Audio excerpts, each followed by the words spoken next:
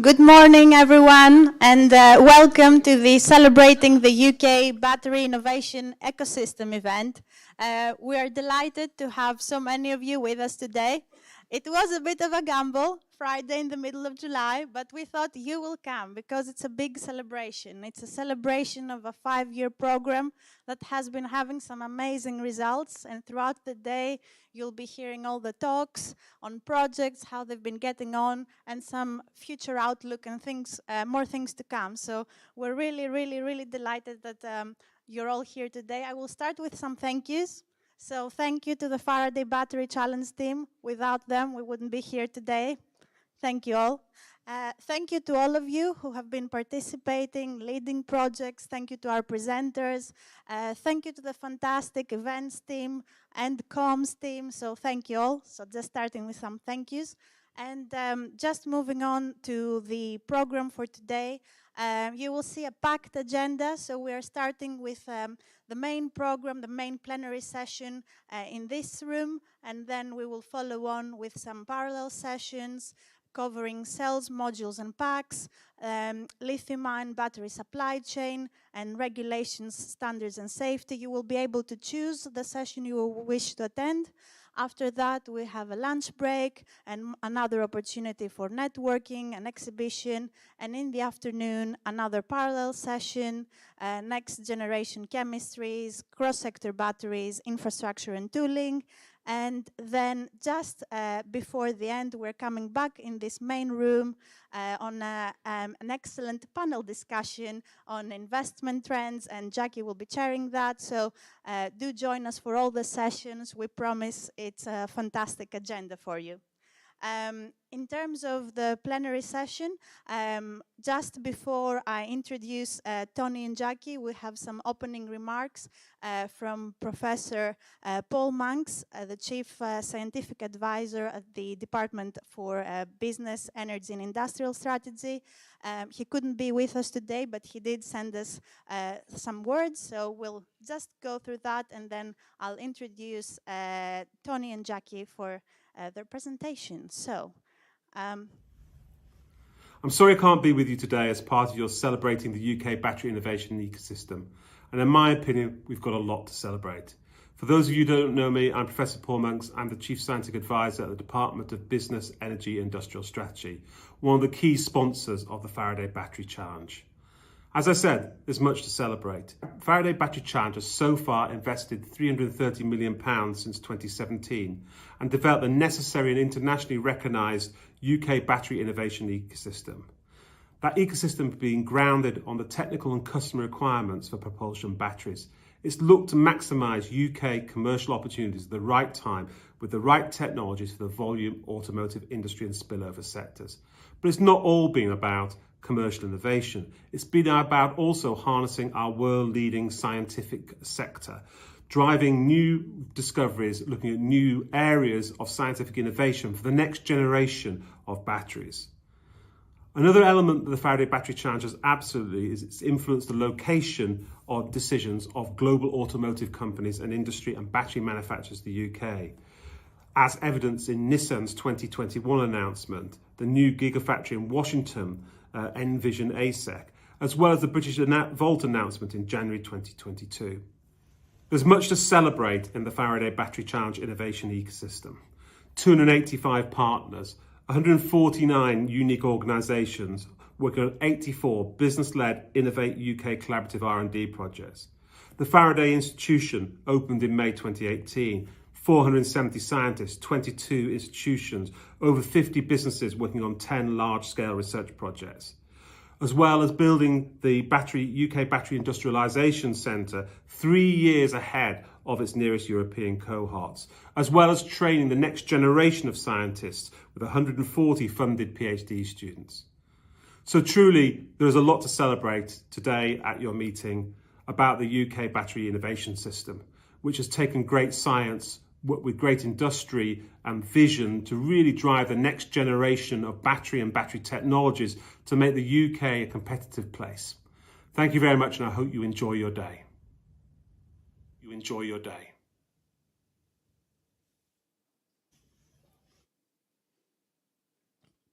Thank you. I would like now to introduce Tony Harper and Jackie Murray, Challenge and Deputy Challenge Director of the Faraday Battery Challenge. Over to you.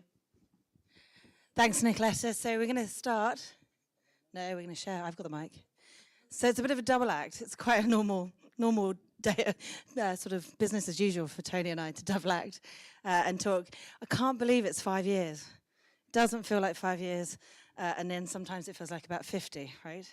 But it's been a busy, busy time. So we're here today, and thank you, as Nicoletta said, because there's a climate crisis. Whatever anyone says, there's still a climate crisis. And this is really what we're going to talk to you about, how Faraday was born, why it was born, and also why it's so important that we're here to do this. This is a slide from quite a while ago now, back in 2017 when we first launched. And what's really interesting, you might have to go down the other end. What's really interesting is Tony was part of the team that wrote this and then got handed to myself and a woman called Catherine Magnay from EPSEC, and we were looking at why did the country need it, right? And this slide, Matt's smiling at me because he recognises it well, no doubt. But this is what we were thinking, right? It was about the fact we had built this strength on lithium-ion being invented in Oxford. There's a huge number of people in the automotive industry. We were making a lot of cars, but actually we were making even more engines. And one of the core strengths for the UK was our ability to make cars go fast and differentiate cars in terms of the way they perform. So this is, it's quite weird to look at this slide after so long. But we sort of knew what we wanted to do. We really wanted to change and meet the global demands for batteries and from a technical perspective. So we'd sort of come up, or Tony, and this is an Auto Council slide, it's why it's a funny colour, these sort of 8 targets. And we went for it, right? We went looking at the cost, the energy density, power density, safety, first life, temperature, predictability and recyclability. And it's really interesting being here today because 5 years ago, they're quite naive targets, right? And actually now we've worked so hard, and Thomas in the front row, if you've not met him, and the cross-sector team, Martin Dowson will be around somewhere as well, looking at actually changing those targets into far more nuanced application-based, there's Martin, sort of vision. And Thomas is going to talk you through some of that. But it's looking at, the fundamentals haven't changed. Those are still the fundamentals of batteries. And it's great to be in here today because when it started, there just wasn't so many of us, right? And it's great for those that have come on board and have really grasped this. So Tony, I think this is your baby. Well, sort of. I wanted to dwell a little bit on some of the initial data that founded the whole conversation back in 2017 around the decarbonisation of transport. And remember that 2017 was before any announcements of bans on internal combustion engine sales or anything of that nature. The discussion was really around looking at the fleet average CO2 targets and performance in Europe. So the first little squiggle on. So you've got. So this is, just to be clear, every year on the continent of Europe, there's a record of each car sold. What's its certified CO2, and that's averaged across all the sales in Europe in a particular year. And that's so. This is actuals from 2000 through to 2018, 2019. Next, and this was the either enacted or envisaged targets. And again, remember, this is before the announcements of any bans. And what you can see is a few things on here. One is that actually the industry had done a reasonable job of reducing fleet average CO2 targets from 2000 through to 2018. Actually, it's a little while since I've done this quiz. So who would like to guess what was the technical underlying drivers behind the reduction there? Ulrika. Sorry? Why did the CO2 go down? Yeah, why did the CO2 go down? Sorry? Okay. Switch to diesel? No, that's sorry. We'll come to the bounce in a minute. But It's actually all of the above. A lot of downsizing. The equivalent cars went from V6s to inline fours. A lot of switch to diesel. That was enabled by lightweighting, better aerodynamics, better efficiency. There was something called the King Review that was done around 2000. I think it was the late sort of 2008, 2009. That said that, and the King Review, for those of you that were aware of it, said that the only way that it will drop from 2010 onwards would be wholesale electrification. Yeah, but the truth of the matter was we did get a significant drop, and electric vehicles were not part of that drop. Yeah, in any substantial way. A slack handful of Teslas is not going to drop the fleet average of all of the cars sold in Europe. So the industry had done a reasonable job through all of the downsizing, diesel, et cetera. But a few things were obvious even back in 2010-ish, which was if you follow the predicted targets at that time, that even without knowing about that bounce there, that you were really going to struggle to get to 67 grams fleet average. A Toyota Yaris hybrid, probably the best non-plug-in vehicle, is 75 odd grams. So even if everybody in Europe bought a Toyota Yaris hybrid, you still wouldn't hit that target. So something had to be done. Yeah. And then the other thing was obviously back here. We didn't know about this bounce, and in fact, the latest figures for 2019, 2020 go up even more. So all of the fleet average actuals in Europe are going the wrong way. Okay, and now another quiz time. So why are they going the wrong way? We had some. So yeah. So people are on average buying slightly bigger cars. The switch out of diesel back into petrol, which from a CO2, remember this is just CO2, from just a CO2 point of view, on a like-for-like basis is worse. And the other thing is that it's physically bouncing off of the limit of what you can do with even a hybridized internal combustion engine vehicle. So the other thing about this chart is that these are actuals, yeah, today. So we're going the wrong way. We're going the wrong way today, and therefore, when people say, "Well, should we accelerate electrification or whatever the zero tailpipe?" Because this is just tailpipe, by the way, is we are already behind because it takes time for new cars to get into the market to drop that. So this is going to go up before it comes down, which shows the level of urgency. And then the other thing is, of course, these are no longer the targets. Yeah, 2035, that number has to be zero at the tailpipe, and we'll come to that. But that number has to be zero. So we can't hang about. Sorry, and all these targets. So the reason it's zero is fundamentally if you're going to get to net zero by 2050, cars last an average of 15 odd years in market, et cetera. That's roughly why people are talking about 2035, yeah?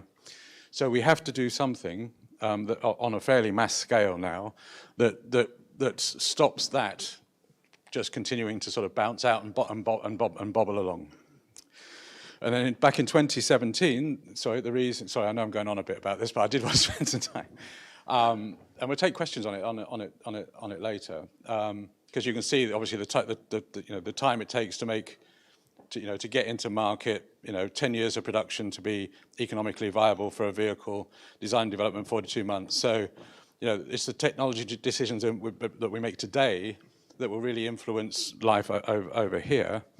And the reason that battery electric vehicles are so prominently in the answer is that from a market, technical and commercial point of view, if I gave any of you a pencil and £1 billion and said, you are responsible for designing a next generation of cars in a particular company, you're going to have to make a decision around what you can physically do, what can you source at scale, yeah? What can you design that will meet the customer requirements and will be commercially available at scale, et cetera, and right now, the dominant answer to that, at least for passenger cars and light commercial vehicles, is battery electric. Yeah. And Sorry, there's a Pareto up there that shows you exactly why. So the graphs you're looking now on the left-hand side shows you for the bulk of UK emissions, a very big chunk of it comes down to surface transport, and I'll touch on that in a moment, but also it's those circled BEV pie charts that they do show you that manufacturing battery electrics is slightly more intensive from a life cycle point of view, from an emission point of view, but the life cycle of cars now in the UK, charged on the UK grid, is about a third. What I find is really interesting, and I think this is also part of the thinking, is if we can make that more efficient. This is a new industry. And if you go to economies of scale and you can really think through how you're manufacturing the materials going into it, how you're sourcing raw materials, how you're actually putting things together, actually by 2060 you could get down to 5 to 10% of the impact of current internal combustion engines. So when you're trying to reduce the bar chart on the left, the ability to pull that down is really important. And it sort of breaks down like this in the budget for net zero. This has actually been put into legislation. So the UK has legislated for net zero. Let's not get into politics today, but that still stands in the statute books, as does this budget, which is the carbon budget to get there. And you can see just how big the contribution of cars and vans are to surface transport, and also into the commercial vehicle space as well. So Tony, unless you've got something else to say, I'm going to keep going. Keep going. Otherwise we can be here all day. Do you want to take this one? So we've used this slide quite a bit with senior politicians and other stakeholders to try and get over the. So how, if you buy the fact that that there has to be a major technological transition to drop the fleet average CO2 all the way down to zero tailpipe, and then you convert that, and we did make 1.6 million cars and vans, a little over that pre-pandemic. It's gone down somewhat, but it is recovering. But then you translate that into how many batteries does the UK automotive industry then need, in order to hit all those pathways we've just talked about. And this is hopefully a relatively simple visual that shows the magnitude of the challenge / opportunity. So right now we have about 4 gigawatt hours a year demand for cars and vans for production in the UK. That's across electric vehicles and plug-in hybrids and so on. Right now we have, as we stand here today, slightly under 2 gigawatt hours of production. That's the AESC Envision plant in Sunderland. If we look at, so Paul Monk's talked about the good news since then in terms of announcements. So I think the red is the expansion of AESC in Sunderland to, I think it's now 11. I think phase 1 is 11 gigawatt hours on top of the 2, is it? Or yeah, and then the rest. So the other bit is the announcements from British Rolls in terms of capacity. But the reason that we use this chart is there's a few reasons. One is when we showed this to the previous Prime Minister. No, it's still current Prime Minister, isn't it? It was slightly after the Envision announcement. We said, well done. However, there's still a long way to go. So, and that's before you even get to talking about stationary storage or heavy goods vehicles or off-highway, et cetera, and aviation. So you can see there's at least room for another major gigafactory in there. Plus, we have some specialist requirements in the UK because we make some specialist products. And the other thing is that that's 2030. So 2030, I think this whole lot is about 90 odd gigawatt hours. 2035, it needs to be somewhere between 140 and 150. Yeah, so it's huge. just for the UK, by the way, and about 10. Sorry, That's about. okay. I was going to say, what's interesting about that is just how much it's actually increased. I think 5 years ago we looked at it and thought, well, that's, those demand forecasts are going to be, they're pretty ambitious, and they've just got higher and higher. So do you want to talk through why trade and cooperation agreements having a big impact as well around batteries and supply chain? Yeah, so I think this is just another slide that says that we make a lot of cars in the UK. That's again that 850 is hopefully a low point because it was sort of mid pandemic and 1.7. Sorry. It was 1.7, wasn't it, right? Yeah, right back into and also the supply chain issues with electronics and so on. So there are relatively well-grounded projections for how that will increase, but we also know that it's from a balance of trade point of view, etc. It's a huge thing from that we export pretty much 80% of the cars and vans that we make here in the UK. So the other thing that's as well as legislating for the and I'll come on to this maybe a bit in terms of industrial strategy, because we sort of shied away a little bit from talking about industrial strategy, even though BEIS is the Department for Business, Energy and Industrial Strategy. But it takes, we mostly have invested in research, innovation and scale-up infrastructure, which is necessary, but it's not sufficient. You have to have complementary regulation that drives all of this as well, because fundamentally climate change is a market failure, right? It's a massive global market failure. And as much as we love investing in research and innovation, just a 5-year program in investing in research and innovation isn't going to change a massive global market failure. You've got to have regulation that goes alongside that too. Yeah. And we talked about one of the regulatory drivers, which was the ban on sales. This is the other one, which is affecting what we're talking about here, which is the rules of origin under the UK-EU Trade and Cooperation Agreement, which essentially says that you've got to make your batteries by 2027, you've got to make your batteries either in the UK or in the EU in order that the finished products are not subject to tariffs. And being a director of a car company previously, I can tell you that car companies do not wish to be subject to tariffs, because overnight they can go up at the stroke of a finance minister's pen, particularly if there's a fractious relationship between the partners in the trade agreement. So that was a nudge. We're going okay. slow, yeah. Okay, So time to move it on. You can see how we work together, right? Tony's clever. So the question really for us, when you look at batteries, is from an automotive or a vehicle point of view where the value is. And so what you can see in this really nice graphic is just how much materials actually figures, right? And I know that actually that changes the dynamic pretty significant from being component manufacturer into those high value materials as well. And I know there's a lot sat in the audience going, yeah, no, big time. But then you can also see where there's value all the way through. And with the rules of origin sort of compounding that, you can see why Faraday and Faraday in the future, it's a hint, right? But I can't tell you anything more, will be continuing to sort of push forward innovation. Now, this is just the supply chain for cell materials, manufacture and pack. And you can see actually some of the examples we put below of where we know we need to drive forward and keep that momentum going. So, not saying anything, but you guys in this room, you're actually really core to the future here. And we've done quite a lot of legwork to make sure we can keep that going, keep that momentum up. But we'll have to wait for some ministerial announcements in the meantime. So Tony, why the Faraday Battery Challenge?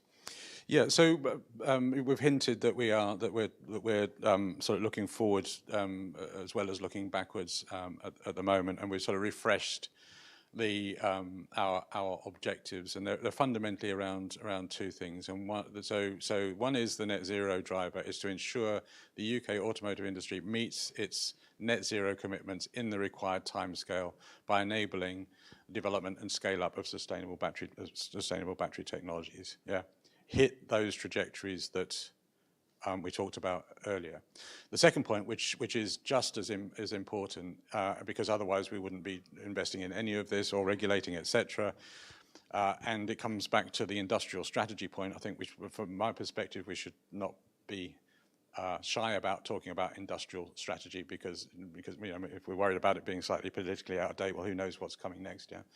So the industrial strategy part of it is really key as well, to ensure that in going through that transition, that the UK prospers from a just and fair transition to battery electrification across the nation through the development of a world-class intellectual and physical supply chain for batteries.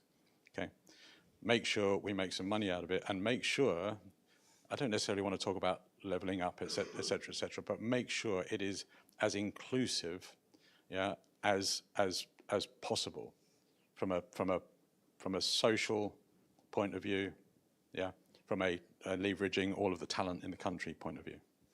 Yeah, and I mean, some of you will be sat neatly somewhere around Oxford, Cambridge, London, the Midlands, and some of you in this room will be from, well, Colin's here from the Northeast, the Northeast Battery Alliance, actually from Blythe, where British Volt's going, from Envision in Sunderland, etc. We've got that breadth across the UK. So what Faraday Battery Challenge itself is around is these 3 pillars. And it's 3 pillars of discovery, development, and deployment. And for me, it's really interesting. So if we break those down, there's a little bit some genius in it, right? So you've got the Faraday Institution, and Matt is here, just here, and Ian's at the back over there. And actually what they're doing is really discovering that application-led science, right? Bringing things forward that we can use in the UK, building on years and years of battery research here. You've then got the Innovate UK CR&D, which is the team here that are presenting today. We'll talk a little bit more about that. You've got Thomas and, if we ever get off stage, Thomas and Jen. But hey. And the piece of the puzzle that's really interesting, because those two are funding really proactive, intelligent funding approaches, is the UK BIC. The amount of times we talk to people internationally who go, how come we've not got, when you're talking to the States, how come we've not got a UK BIC? To European countries, to companies, and you're seeing companies like British Volt advertising their batteries, but their batteries made at this little keystone in the strategy in the UK, and it's a very exciting pillar. But we also have these cross-cutting themes, because it's not linear, and it's not straightforward to actually leap forward at pace as we've been doing over the last 5 years. So we are continuing and hopefully providing you guys with some of that continuous technology research. So you can go on the Faraday Institution's website, read their insights. Give Matt a nod there because it's his baby. You can look on the Innovate UK website and the UKRI website, read some of the battery gap reports, for example, on investor deal flow.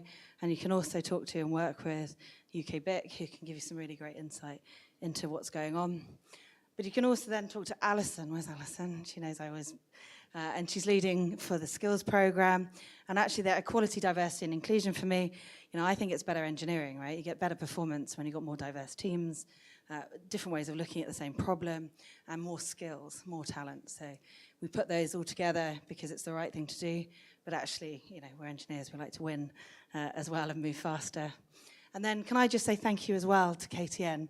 So KTN has supported us all the way through this, helping us build ecosystems, whether it's investors. So if any of you at the investor event last night, some super excited VCs, which 5 years ago was a really weird thing, right?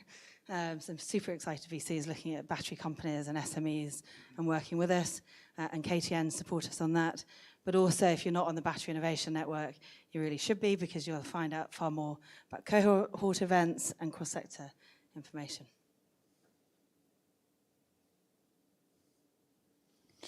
We don't sit alone, do we, Tony? Yeah, okay, so I think we're getting close to the end of our bit now. So this is really a slide that reinforces, hopefully, what I was saying earlier. Investment in discovery, in development, in deployment, in all of those things that we talked about is necessary. But it's not sufficient if you're talking about industrial strategy, yeah? And this applies to batteries, but I think it applies to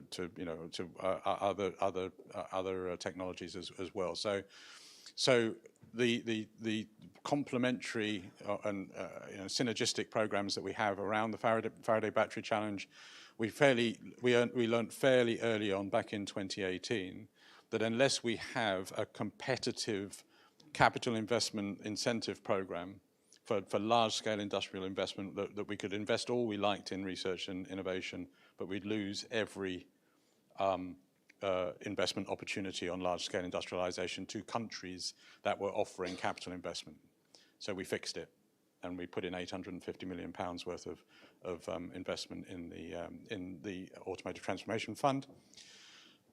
We also know that we also have alongside this program the late-stage R&D from the Advanced Propulsion Center, and as I said before, all of that's great, but unless you have the policy drivers, the regulation and standards drivers, unless you bring the big investors, because government can tend to get a little bit obsessed about what it is spending, but what we are spending is only really, 10% at most of what's required.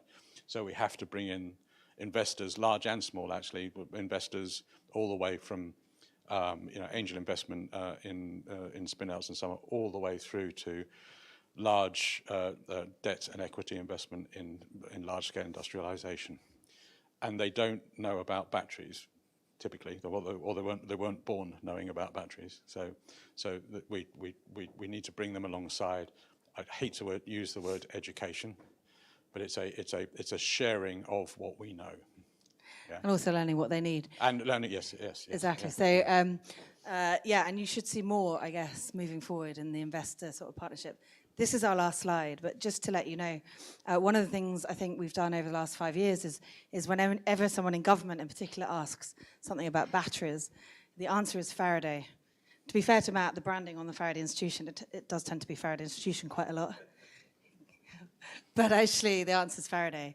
Whether it's the Faraday Battery Challenge, they come to us, to UK BIC, to the Faraday Institution.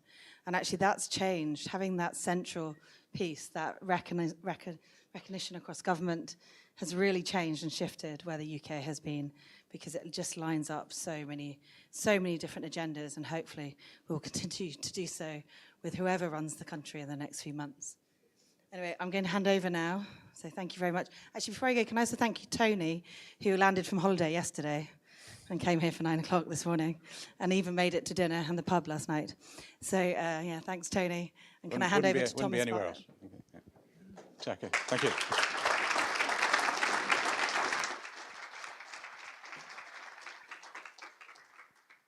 Thanks, everyone. And hi, for those of you who don't know me, I'm Thomas Bartlett, I'm Head of Battery Technology for the Faraday Battery Challenge.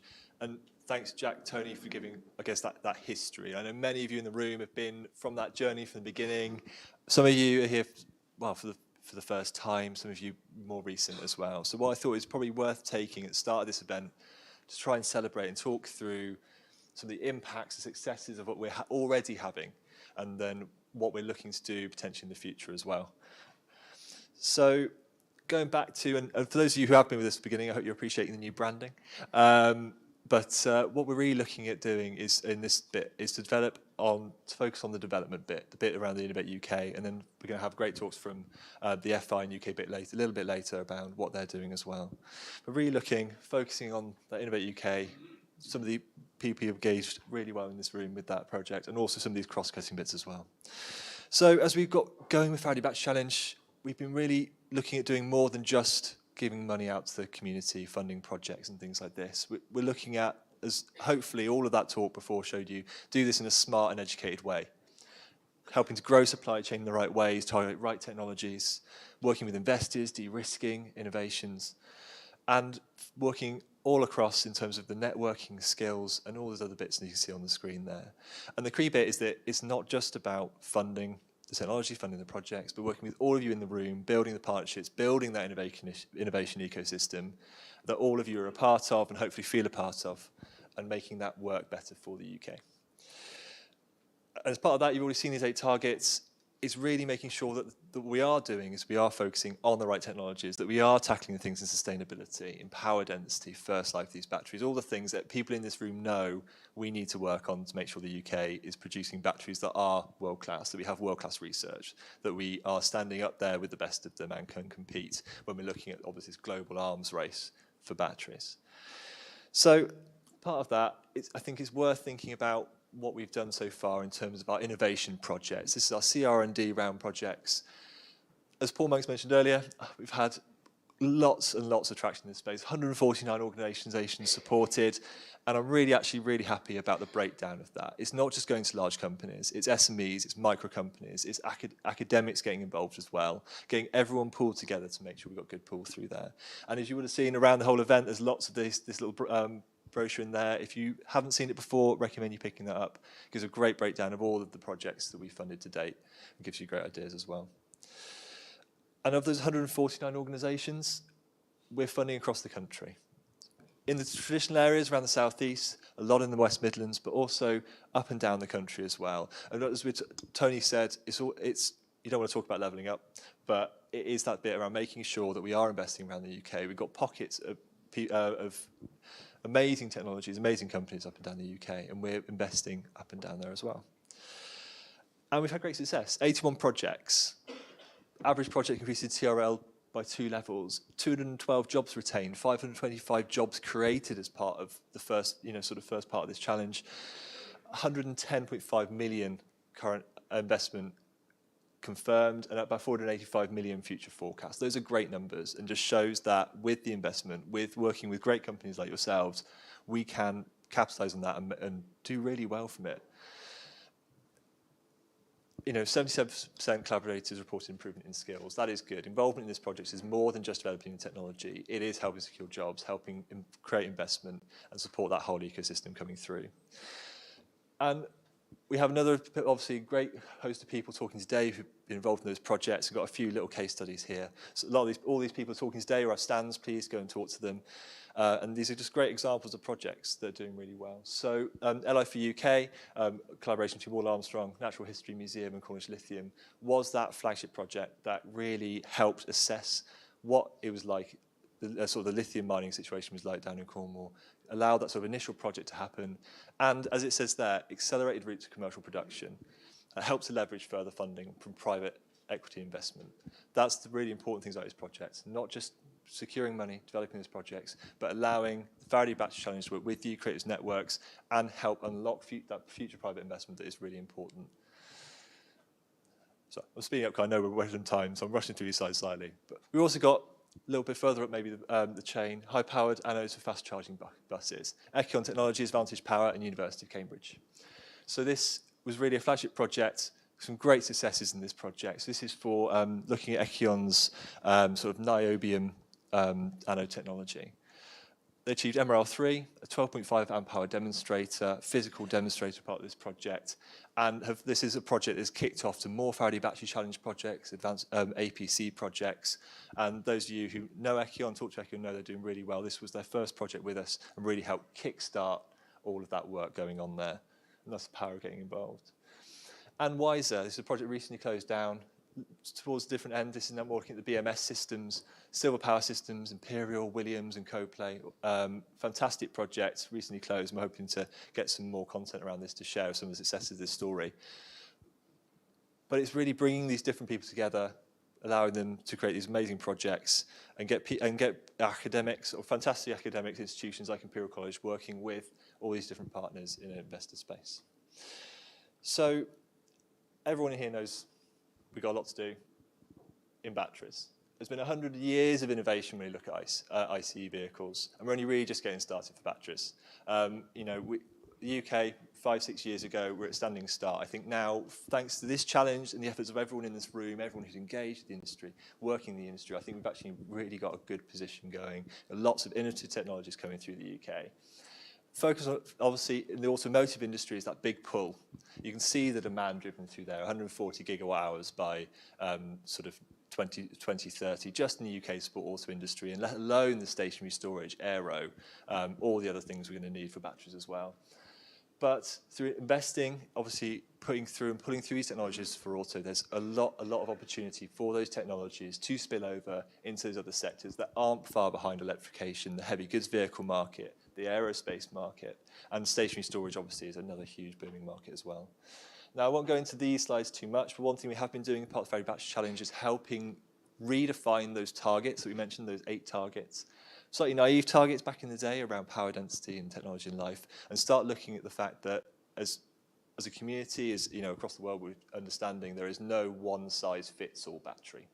Many applications are going to need many different types of battery, many different types of technology, and different things will serve that need. Now, this is a great bit of work that's been done mainly by WMG. Martin Dowson, I know, will be it was around in the room, really driving force on this. And there's a whole bit later on in the parallel sessions on cross-sector, which will be going into a lot more detail than I'll go to here.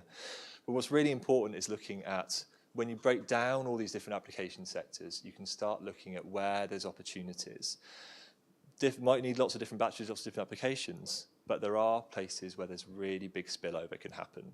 So you look at around, you can have these sort of 4 clusters of technology. Sorry, I'll move the microphone away.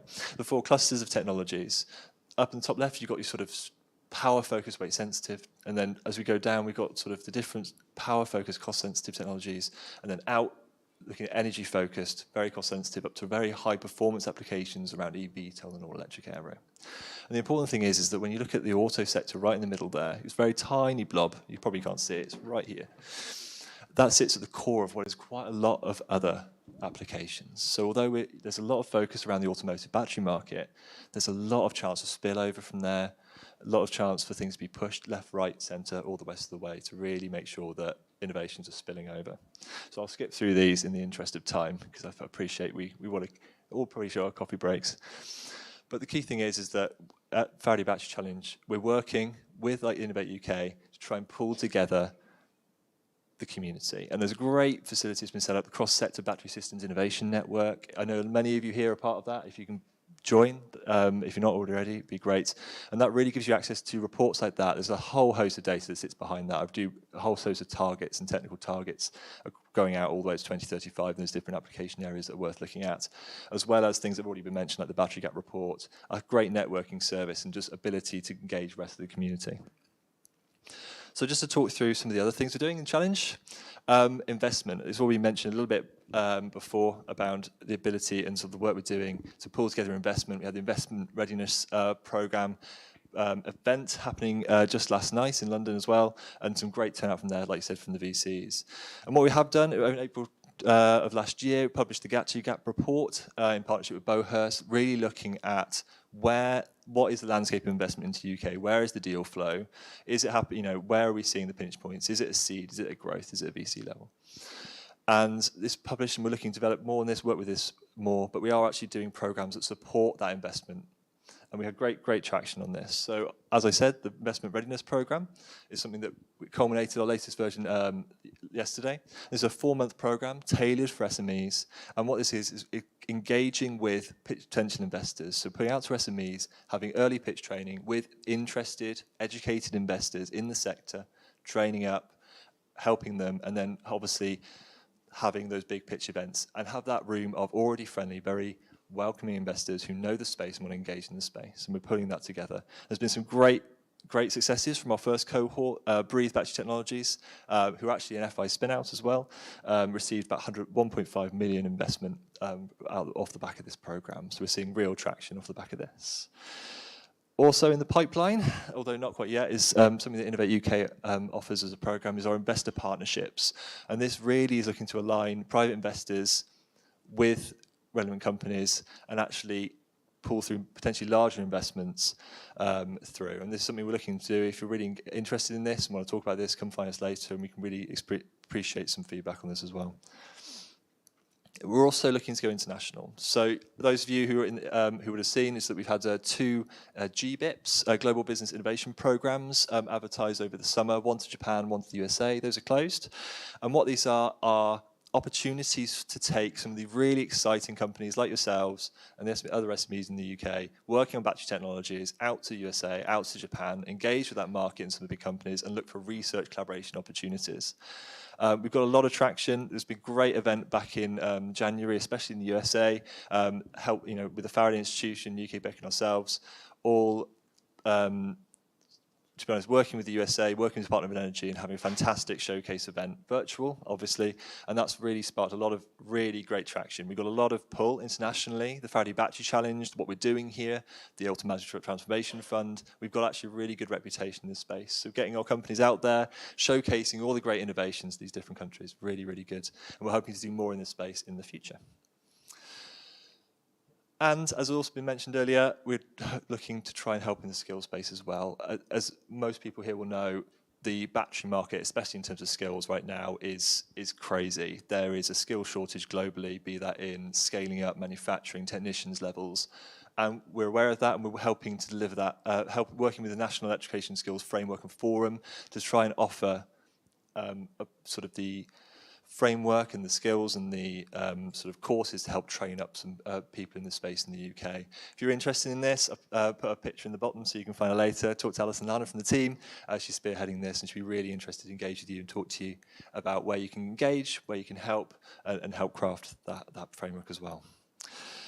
So it's also sort of my opportunity to say, this is the team. We're all walking around today. Please grab us, talk to us. I appreciate it's sped through and try to keep the time a little bit.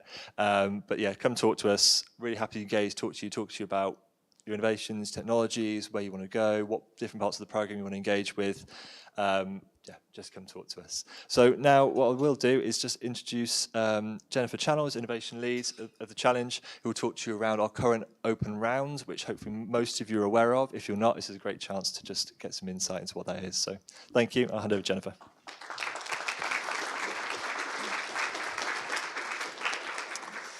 Hi everyone. So yeah, as Thomas said, I'm Jennifer Channel and I'm the Innovation Lead for the Faraday Battery Challenge. And I'm sure most of you are aware, but we've currently got our Round 5 Innovation Competition open. It closes in a month's time, so I just wanted to take this opportunity to talk you through the scope.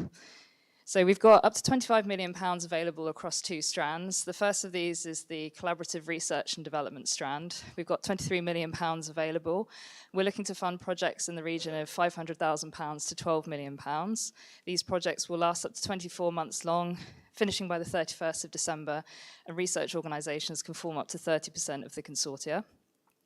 We then have the feasibility strand, which has £2 million available. We're looking to fund projects in the region of £100,000 to £750,000. These projects can last up to 12 months, so closing by the 31st of December 2023, and research organisations can form up to 50% of the consortia for these projects.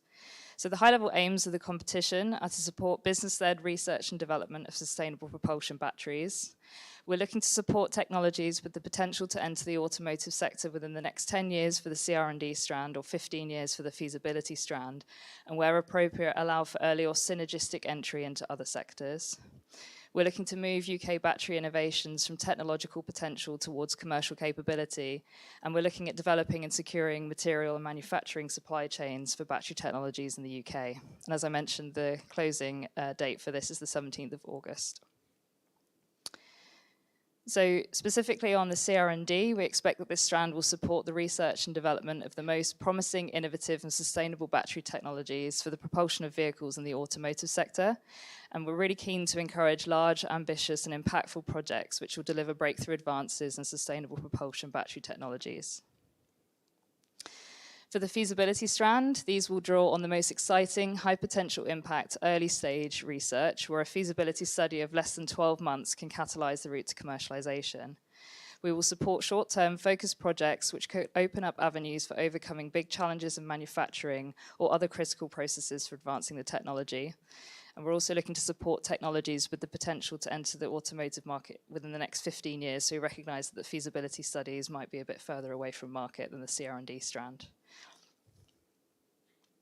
So in terms of the scope, we're looking for projects to balance specific technical market and business requirements for developing and emerging technologies and enable UK competitiveness across the battery value chain. And we're particularly interested in projects which are focused on the following. So high power and high energy density, where safety can enable high performance applications. Low cost and lower energy density technologies with a lower reliance on critical minerals such as cobalt and nickel. Technologies which enable high cycle life, technologies developing sustainable batteries, for example, which improve resource efficiency, reduce energy intensity of processes, or increase recyclability. building and securing the UK supply chain, and development of more efficient and globally competitive manufacturing processes. And we envisage that these might be achieved through a combination of innovations in process improvement, cell chemistry, cell-to-pack efficiency, and novel design concepts.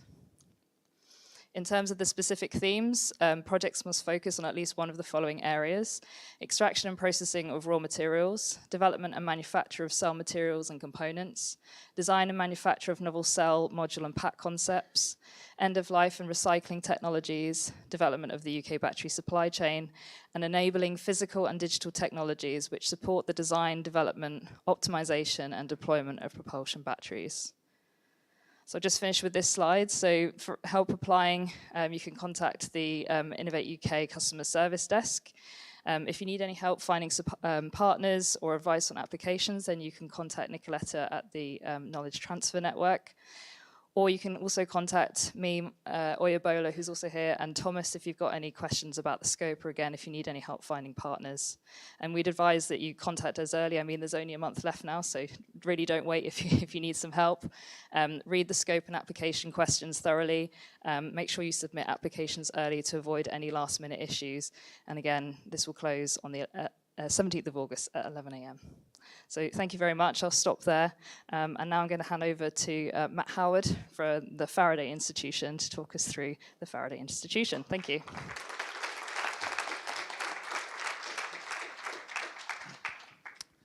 Good morning, everyone.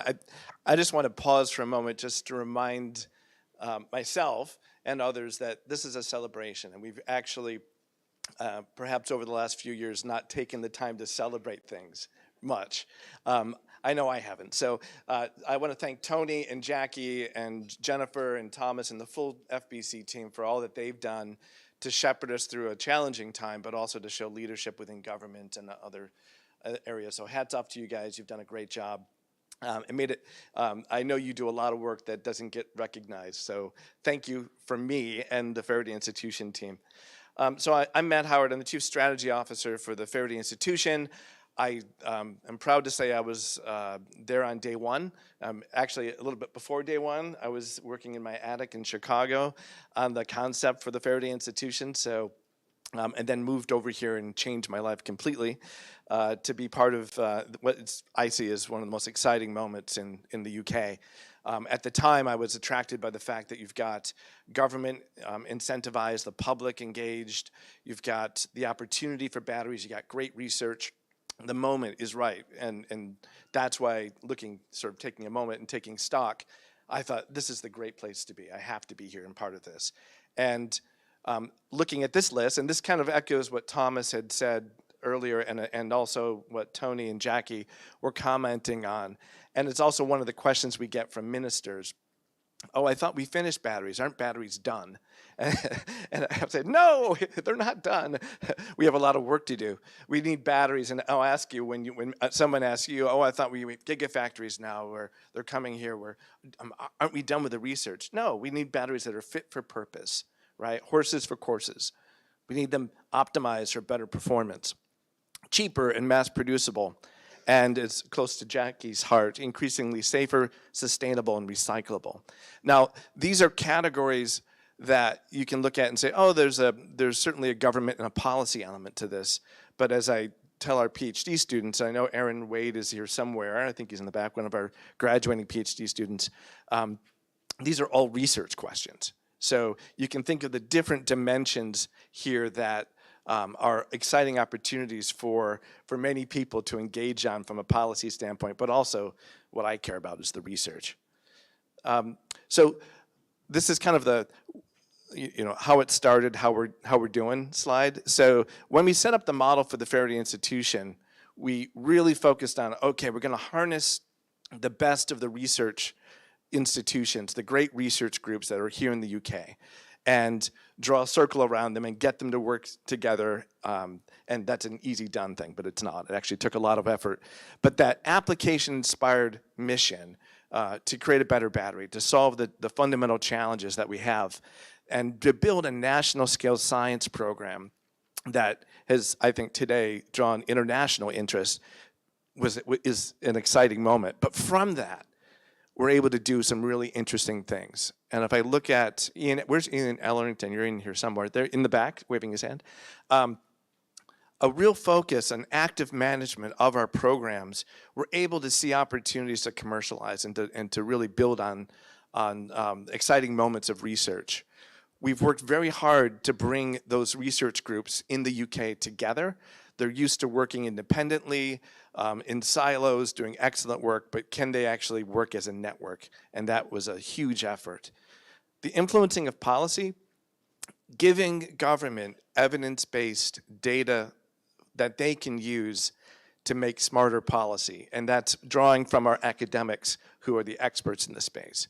And then finally, the commitment to training and skills. And in the Faraday Institution's focus around the higher end, in the PhD space, we've built this pipeline, and we're continually trying to invest in that. So for me, those things make what the Faraday Institution is trying to do as a research organization really unique. You don't see this type of dimension in the US in one organization.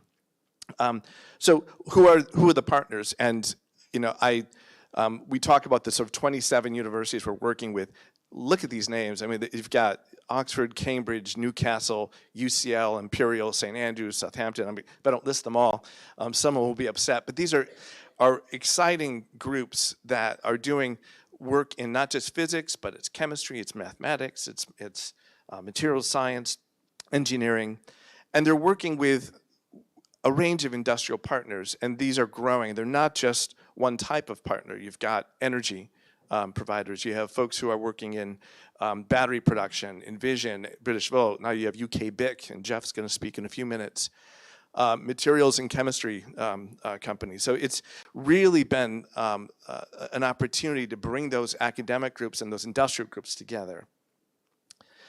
So if I look at this in terms of what we've actually built, it is pretty amazing to see in 4 years or 5 years this assemblage of smart, active people. One thing I'd say about the sort of Faraday 500, we have 500 researchers now working in our programs, is that they're also not just folks at the very high end of their careers or the top of their careers.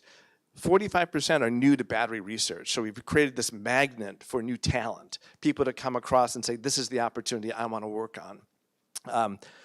75% or 74% are under 40, and 30% are women. And so I think there's a real excitement, there's a real momentum that we want to continue to build upon.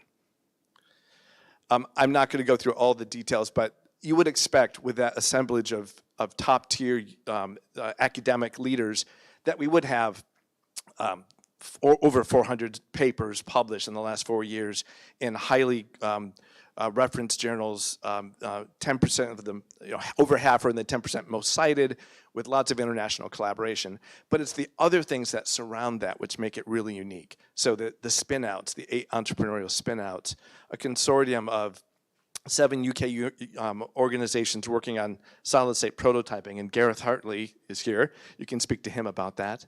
The work in policy, the inventions that have been identified. These are all just very exciting ways in which research is at the center, but really enabling that change in the UK. If you looked at there was a really great graphic earlier that I think Tony or Jackie showed on the opportunity for innovation. And I'm thinking about that in particular. This is sort of the major organization for our research program. So how do you optimize performance for lithium ion and recycling? And you've got great projects over here on extending battery life, on recycling, on new chemistries for cathode materials, a safety program.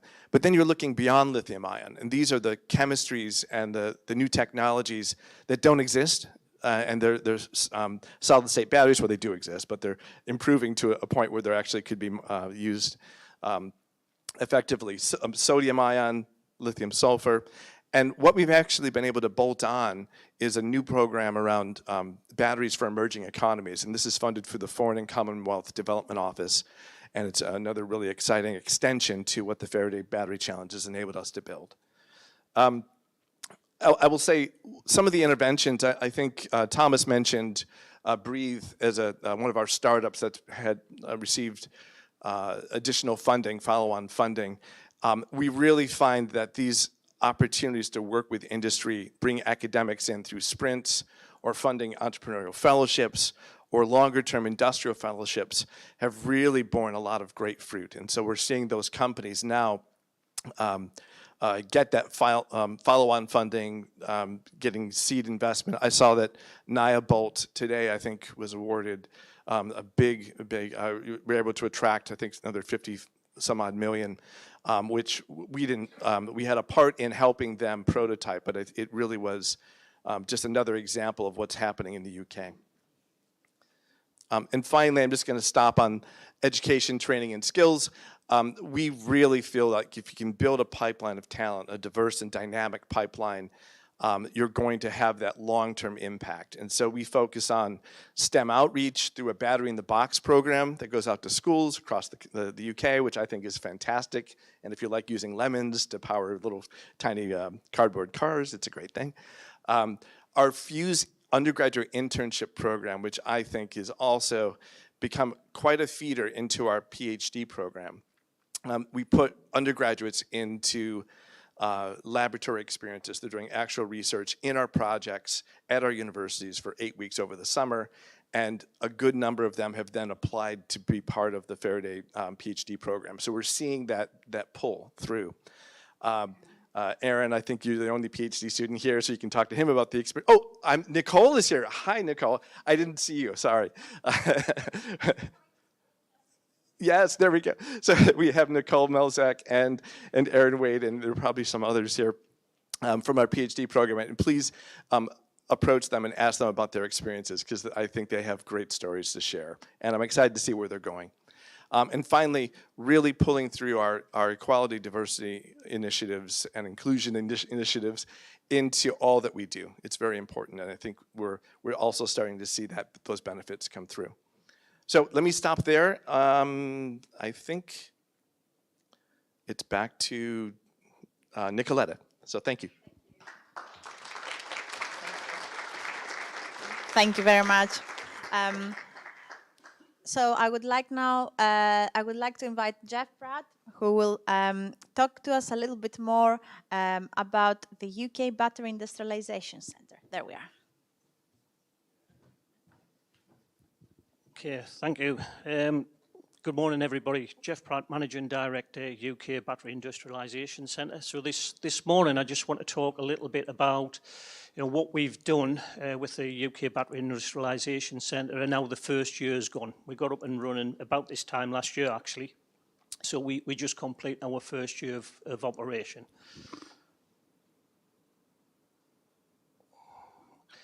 Okay, so first thing to mention is obviously we're part of the Faraday Battery Challenge. If you look at the left-hand side of the slide, you've got the science end with the Faraday Institution. Move through collaborative R&D, and you've got UK BIC sitting towards the market. So we're really here to help companies industrialise their product and get it to market. So that can be in two forms. You can get customers coming in with prototype batteries. They can confirm quality cost delivery through the facility before they're going to build their own facilities. Or you can get customers coming in with almost finished product, run it through UK BIC, put it on the market, prove the market, and then again invest in their own facilities. So it's all about getting investment into the UK. Okay, so on this slide, I just wanted to cover a quick timeline of what we've actually done and some of the key challenges of delivering this facility. So you can see, if you look at the sort of squiggly line on the left-hand side, we got planning permission for the facility in November 2018. I actually joined UK BIC in June 2018.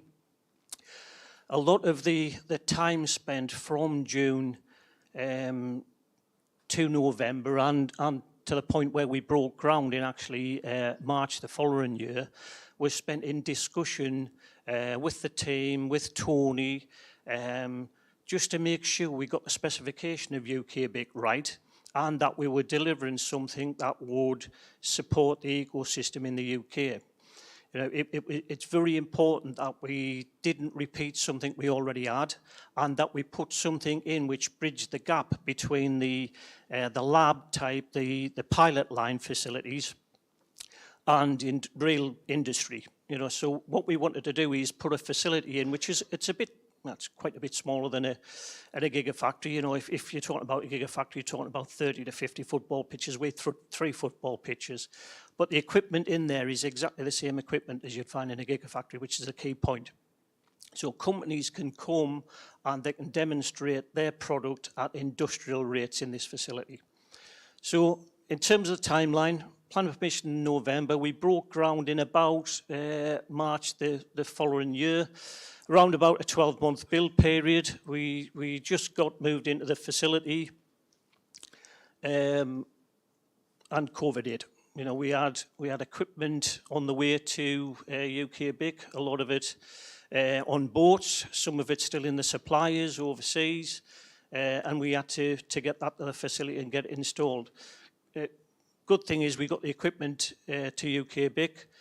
We had real problems getting a lot of the commissioning engineers to UK BIC though, so we had to do a bit of a hybrid commissioning plan where we connected up via video link, believe it or not, and spoke to the commissioning engineers, and we installed and commissioned most of the kit ourselves. We did manage to get commissioning engineers over in the end, but it took quite a bit of time and effort to manage that. So we were up and running on part of the facility towards the sort of end of 2020 into 2021. We were opened by the Prime Minister in July the 15th last year, actually. So, you know, a year from today. In terms of key challenges, though, I just wanted to mention a couple of things. First one, I've already said that the first thing was to get the specification right on the facility. Next thing was planning, you know, planning and permitting. There isn't many of these facilities in the UK, so planning and permitting was a real issue. And it took us a little bit longer than I would have liked to get the permit in place. And that's really, it's through learning in the local authorities as well. That needs to progress. Next key challenge was electricity, so power to the facility.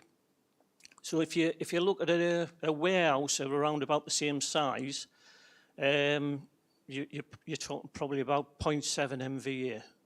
UK BIC 7 MVA, so 10 times the power requirement. So a lot of power required for these facilities. And the last thing I would mention is skills. So we started off with quite a small team initially. We had, I think, 6 people when I joined. We had to get that up to over 100 people with the right skills. So we had to hire some people who had the battery skills, and then we had to cross-train. And we had to cross-train quickly to get the people in place with the skills to deliver this facility. And to be honest, that issue hasn't got away, and it won't go away for a long time. So as the industry expands, we've really got to push the training and the skills issue going forward. Okay, with a bit of luck, I hope I haven't been too technical here, but I've tried to put a video in, so we'll see if it works.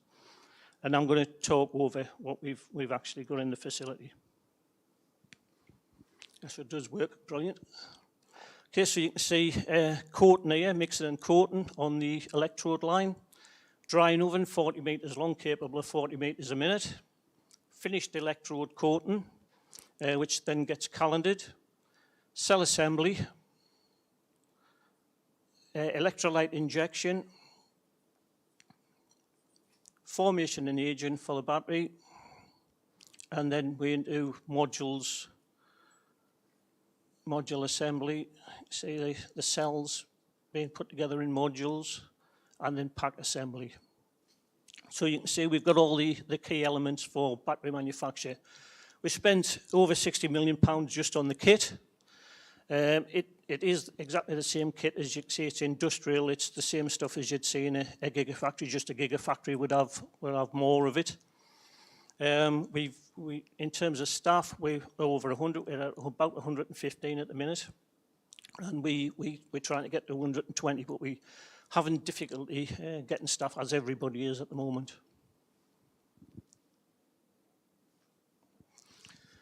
Okay, as I said, opened by the Prime Minister last year, this day last year. You can see some shots of him there. Spent a full morning at the facility, so really great. It was a proud day for us.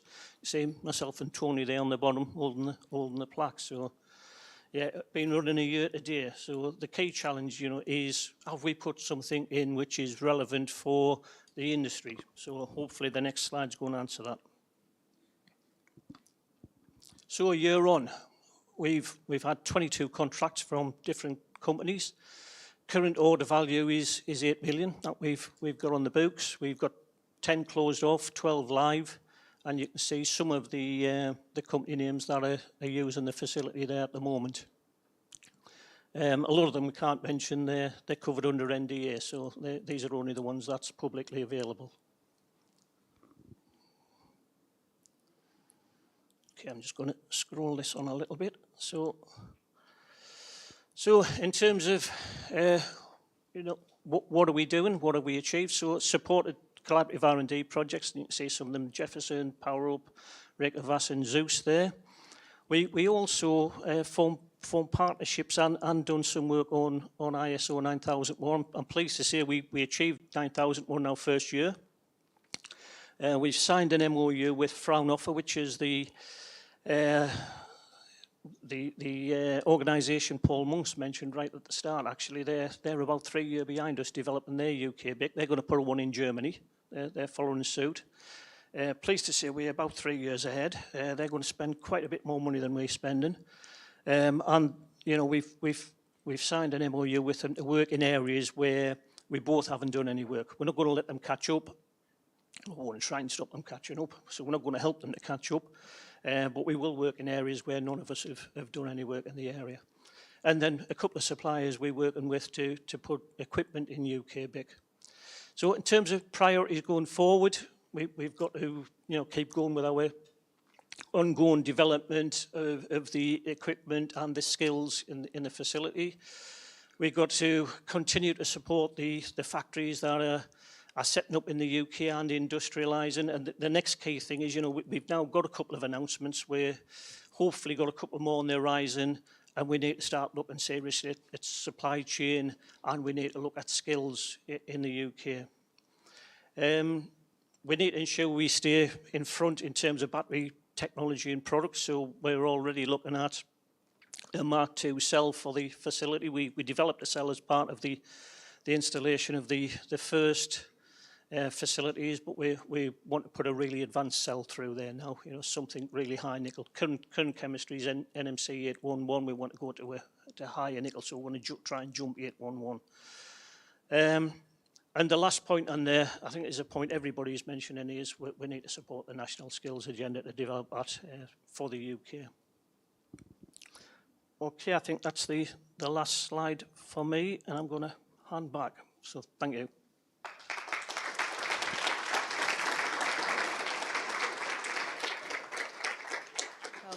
Thank you all for listening, and I have to say thank you to our online audience. We forgot to say there are those watching us online that couldn't make it here today, so thank you for watching us.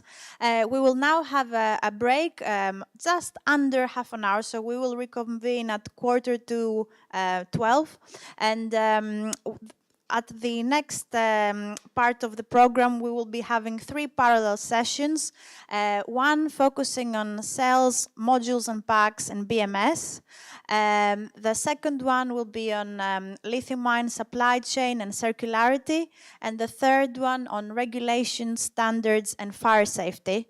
So once you go out, you will see the signs on where each session will be. I know that the lithium-ion supply chain and circularity will be in this room. The other 2 sessions will be in different rooms, but just look out for the signs and you'll find out where to go. So go get yourselves a coffee and see you shortly. Thank you.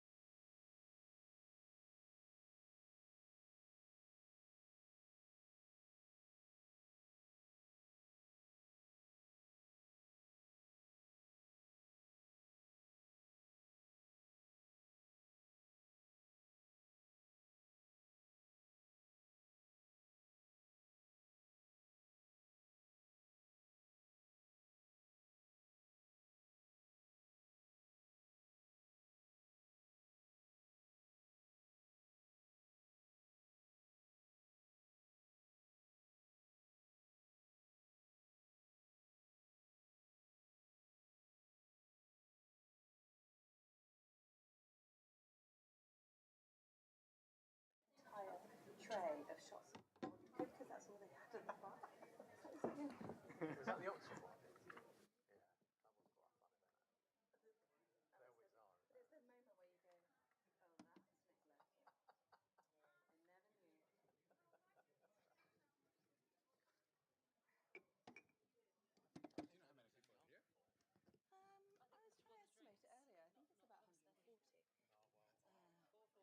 For Friday and for like, yeah.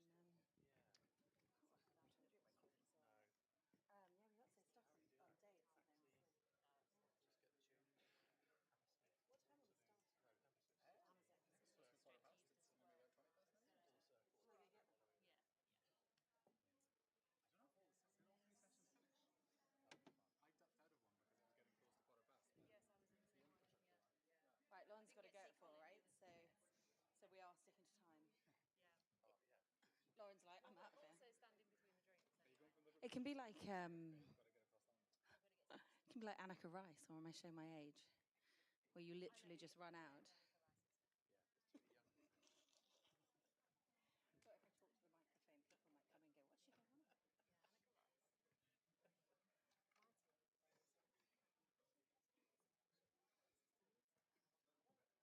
what's she going on about? We're going to have some fun, right? Friday afternoon. Well, the first one's a big question. Yeah. And so you've got you as investor. And like, somebody has to go and do the due diligence. We've been learning it for a while. So it should be good, right? Microphone.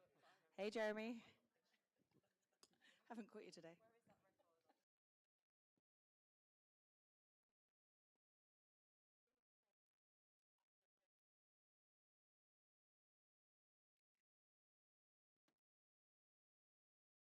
Okay, so is everybody coming for the karaoke session? It is Friday afternoon.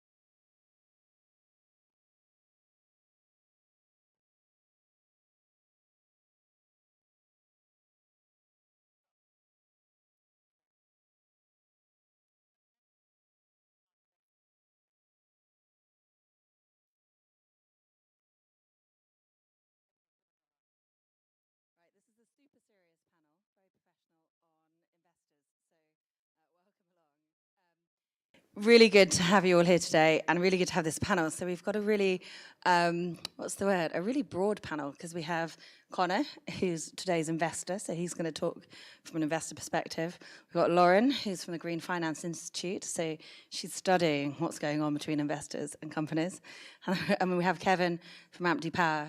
And Kevin, I've known Kevin for a long time now, and Kevin has done a great job over the last 5 years of growing his business and getting investment. So he's got a great perspective on how to get it and how hard it is at times. So so welcome along. I think everyone's coming that's going to come.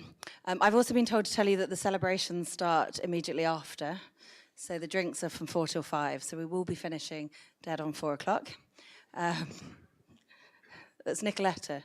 She looks lovely, but you have to watch her. Don't make me laugh. It's Friday afternoon. Okay, so let's start. So, Connor, you're an investor. So let's talk about the due diligence that companies need to do before they sort of come and talk to you. What is it you want to see? Sure. Should we use this mic? Yeah.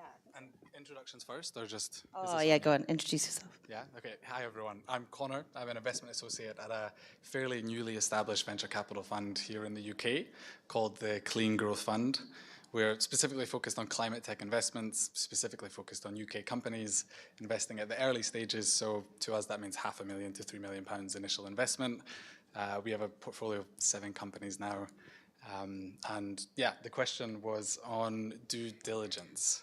I think it's quite a big one. We could probably spend the whole session on this if we wanted to. A fairly complex question as well, because I think investors are looking for different things depending on the stage a company's at, the type of innovation that they're trying to commercialize, and then really helpfully investors will all want something different as well. So I think I can answer the question and focus more on kind of hardware-based deep tech investments, like many of those in the battery ecosystem. And personally, I think of the differences of these types of companies compared to more traditional VC-style investments. And then again, more specifically, I think I hone in on the timelines and the value inflection points and how they're kind of a little bit different to software platforms or other more traditional VC-style investments, in that they're usually longer. And I think innovators need to be able to articulate to investors what value inflection points will be and how long it's going to take them to meet those, because you might need to go through multiple funding rounds. It might take several years before you're generating first revenues, which is something that's a little bit unfamiliar to many VCs out there. So I think that's a really important thing. And then another one for battery tech innovators is articulating what a performance improvement might mean to a customer or to the market. We see time and time again innovators coming to us and saying, you know, they can increase energy density by 20%, and I can start to think about what that might mean for a customer, but I think it's important to say, you know, what does that mean Nissan can sell a Leaf for, or what does it do to their gross margin? And then you'll really pique the interest of other investors. So those are two things that I think are important specifically to deep tech hardware businesses. That's great. So that patient nature of what you're doing is not normal for VCs, so important to be able to explain that.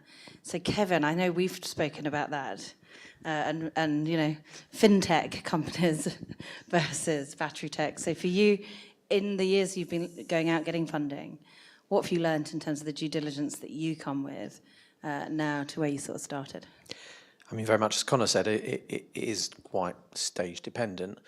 When we were a startup in its very earliest sense, we're still really a startup, so can't claim we've got too far from that badge, but we were more towards high net worths and family offices. That was the type of funding that was matched against our risk profile, and therefore the due diligence was, you know, relatively light in comparison to, we've now done a full IPO where the due diligence is extensive.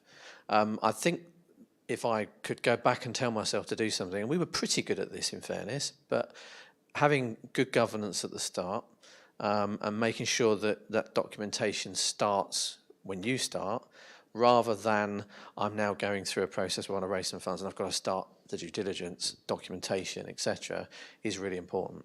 So if you can start that process early, and make sure you've got genuine backup to everything that, you know, is you're presenting as something that you're doing, that would be my advice. I think the only other thing is market data is really easy to get big market data that just says this is a fabulous space, right? And of course it's out there, but a bit like what Connor says, that's no use when you're looking for the funding. You've got to understand what your specific application market data is, and that's much harder.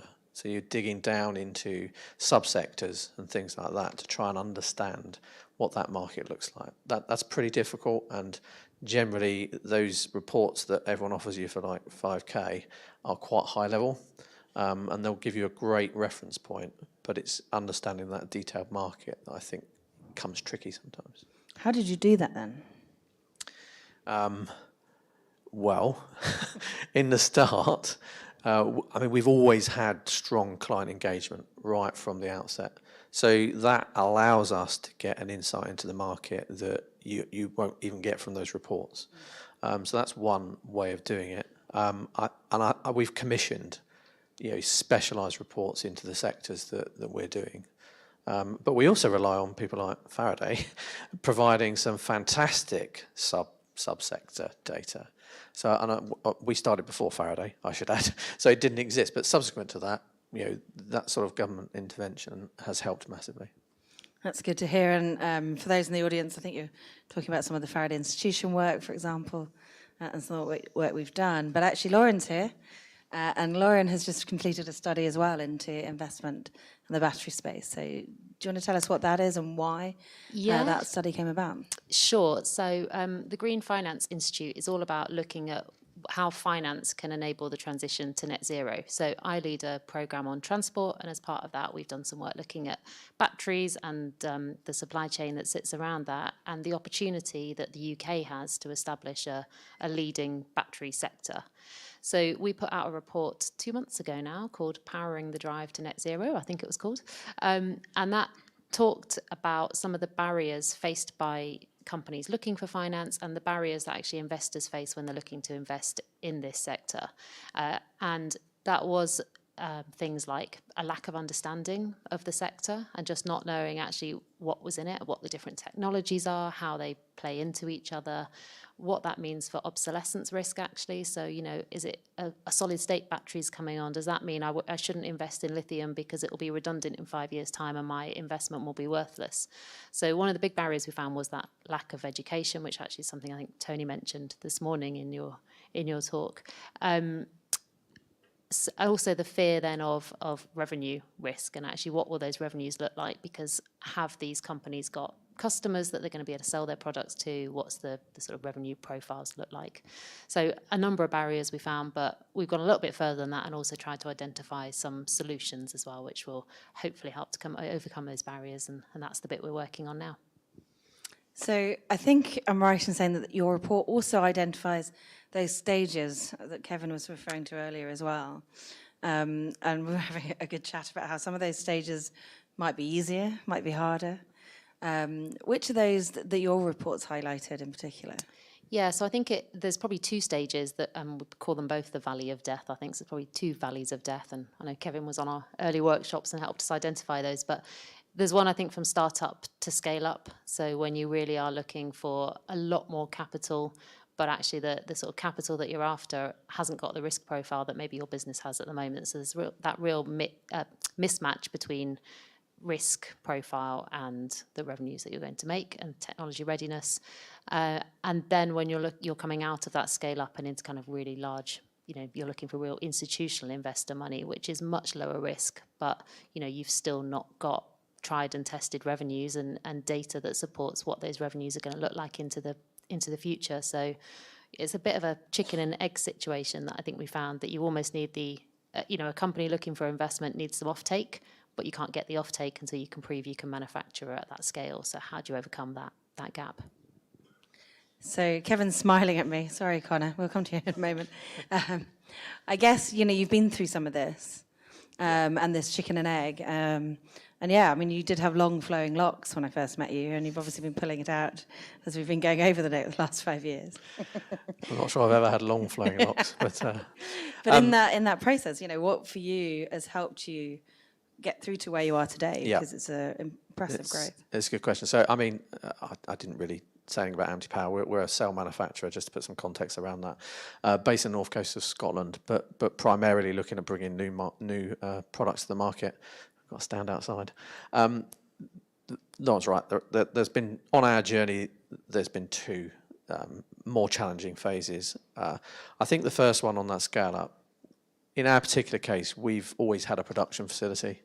So actually, we've always been able to take the products that we're developing and make them. And that's a huge asset for us, because one of the ways you can overcome that from lab to scale up is that you can build a facility. But of course, you're then asking your investor for a reasonably big ticket for a reasonably unproven technology. So I think in our case, we were, that was our whole model. We bought the facility with that pure purpose in mind, to bridge that first valley in our minds. That was what that was achieved. And of course, we've been able to, then the next hurdle is, well, how do we even go beyond that scale? Because although we've got that production plant, it isn't at the scale that the market opportunity is. And of course, you know, we are lucky. It's going to sound like a massive plug for Faraday. I'm going to keep doing this. But of course, we're lucky to be in the UK, where there is a gigafactory available in the Midlands. And of course, that's our next lower risk approach. We've been able to utilise the UK BIC, which you've heard about this morning, to start de-risking that next stage. But it doesn't take it away entirely, because the getting the capital behind a gigafactory, Lauren's already mentioned, there's a number of barriers that you've got to overcome. One, of course, is that you have that chicken and egg scenario where the financiers want you to have all the contracts, the clients want you to have the factory and a proven production process. And really what we've been doing is moving everybody forwards. And I think government intervention is a massive aspect of overcoming that as well. So things like the ATF funding and other sources, UKIB, are where that's critical to overcome that, moving everybody forwards. So really that we haven't yet overcome that hurdle, in fairness, but that's certainly the way we see that working out. So is that true, Connor? Do you look at funded projects from people like the Faraday Institution, the Innovate UK, APC, as doing some of that technology due diligence? Yeah, and a lot more, I think. Public programs offer innovators and investors loads of benefits. I mean, when we're looking at early stage opportunities, we probably hone in on technology and market risk first, and every investor is trying to gauge those and figure out how severe they are, let's say. And public funding programs can de-risk technology by basically providing the runway to allow companies to notch up a few notches on the TRL scale, which can not only make early stage investors much more comfortable investing, but it can also make companies applicable to a much larger pool of investors, because there are many that can't invest until you're at a certain stage.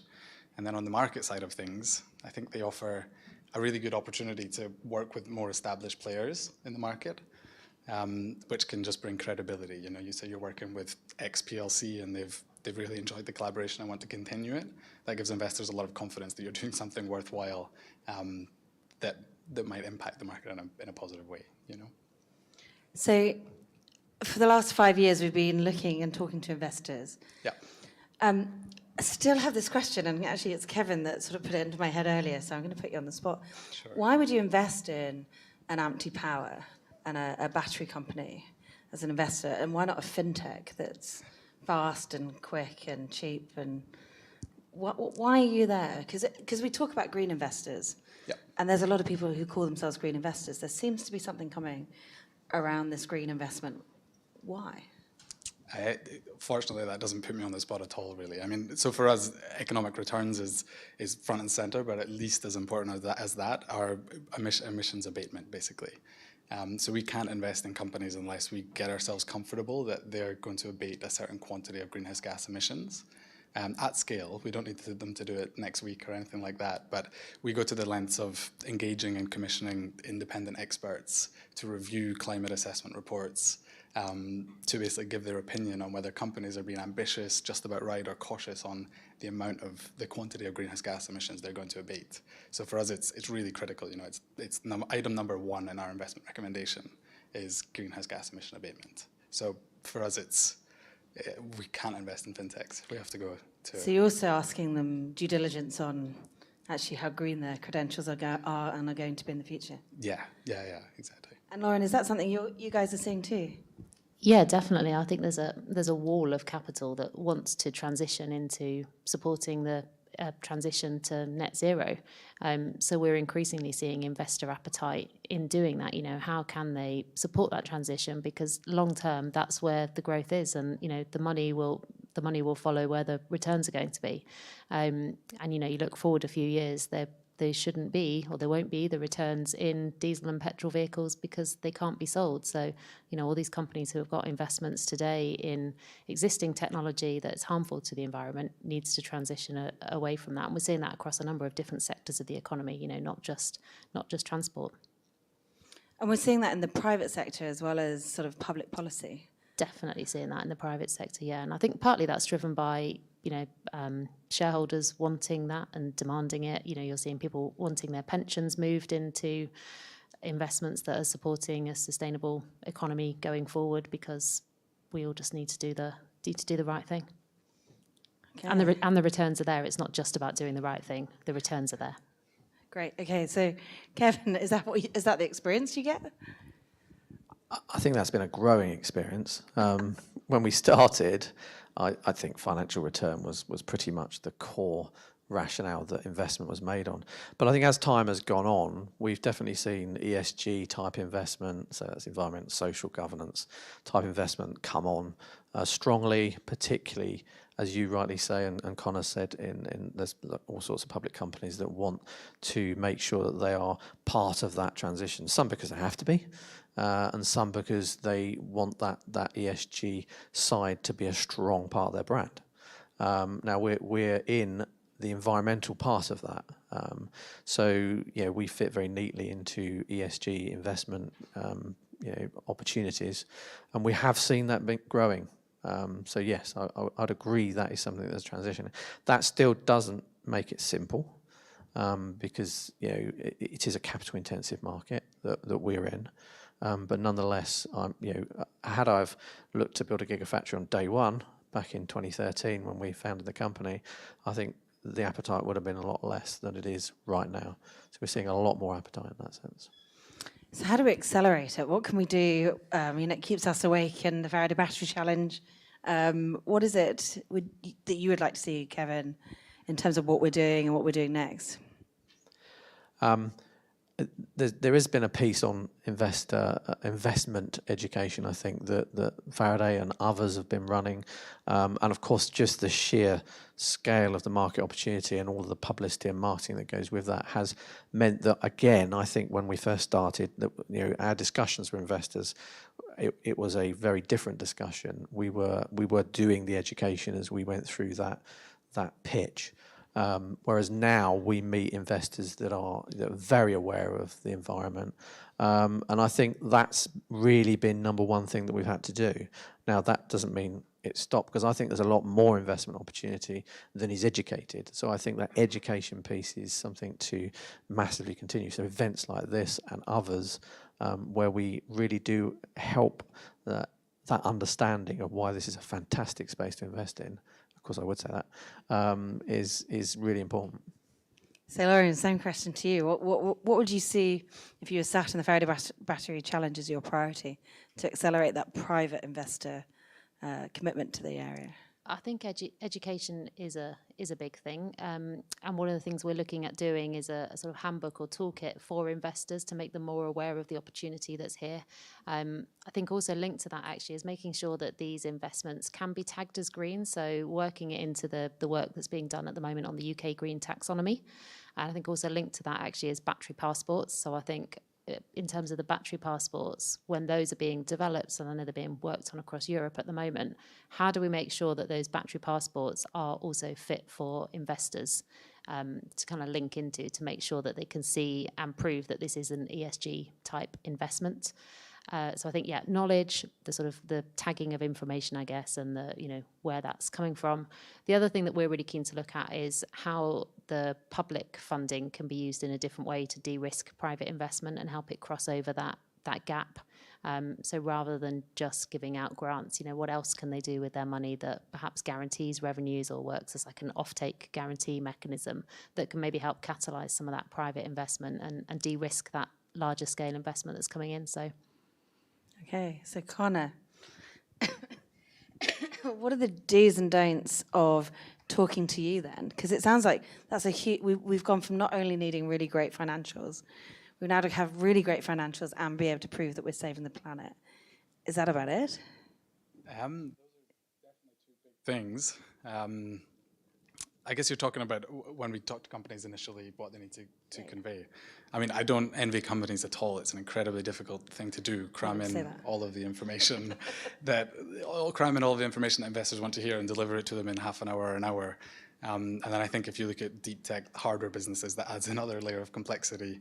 In the battery market, you have such a complicated supply chain and value chain, an ever-changing market, continually changing regulation, that to deliver all of that to an investor in a compelling and clear way is really difficult.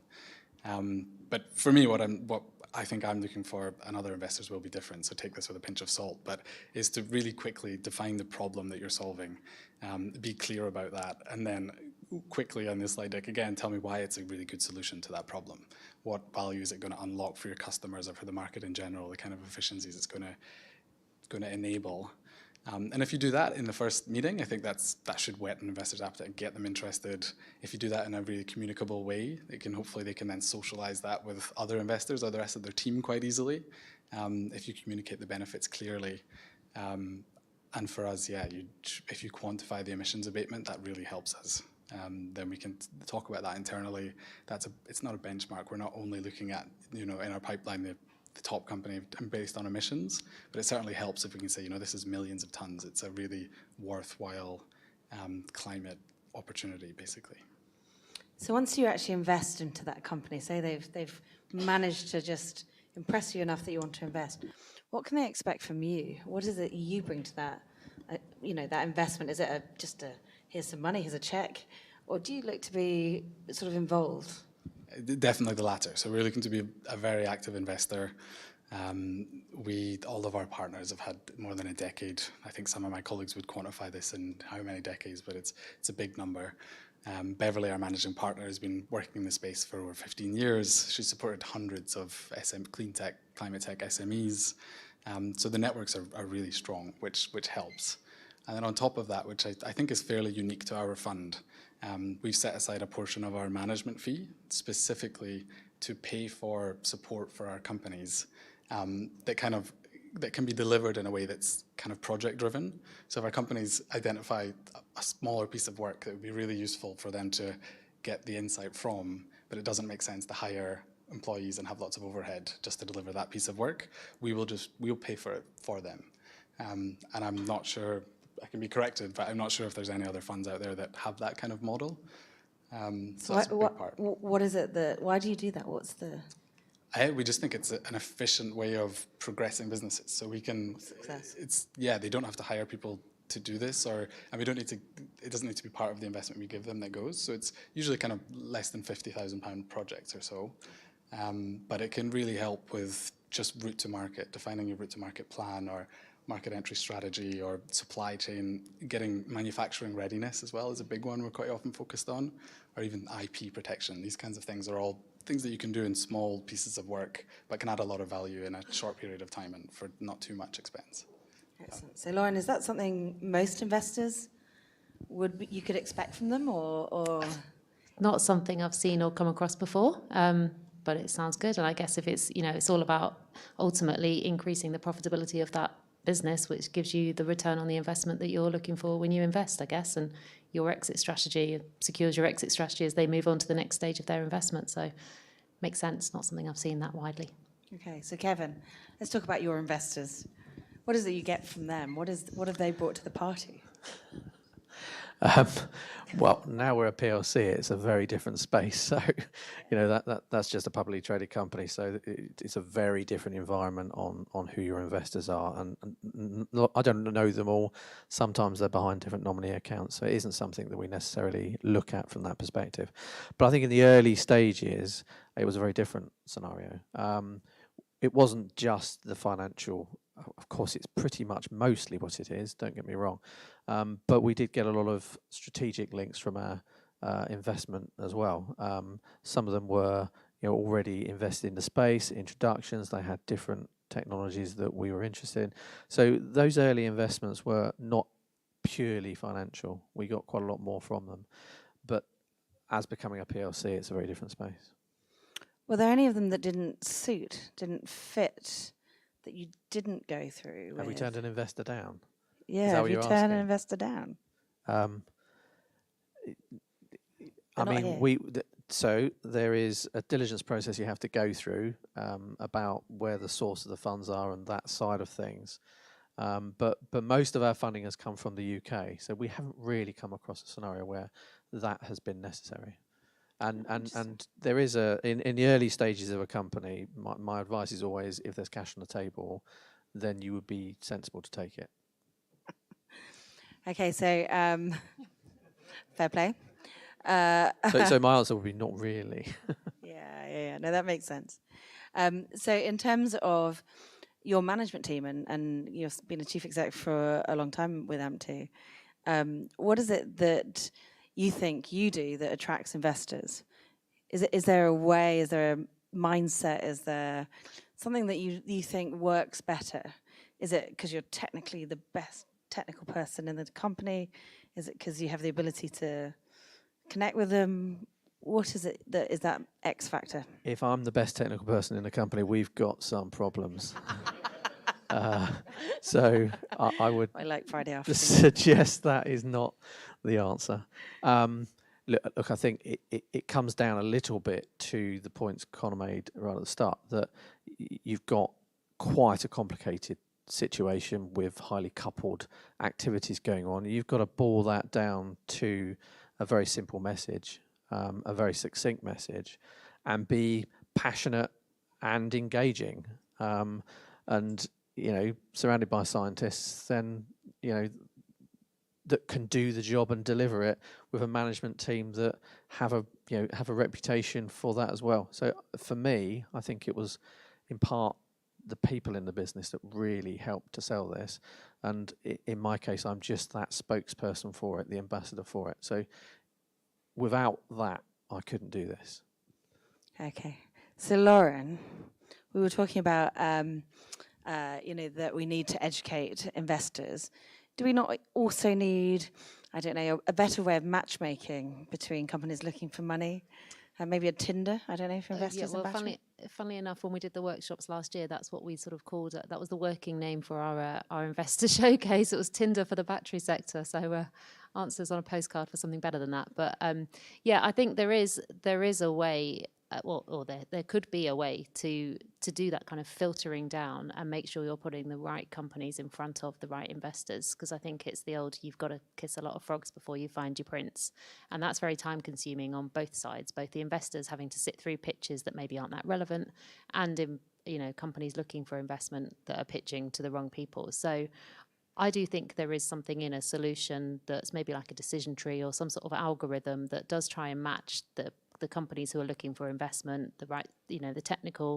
the technology readiness level that they're at, the amount of money that they're looking for, what it is their product does, with some, investors who are interested in that area. And I think events like this and, the one you ran last night do exactly that.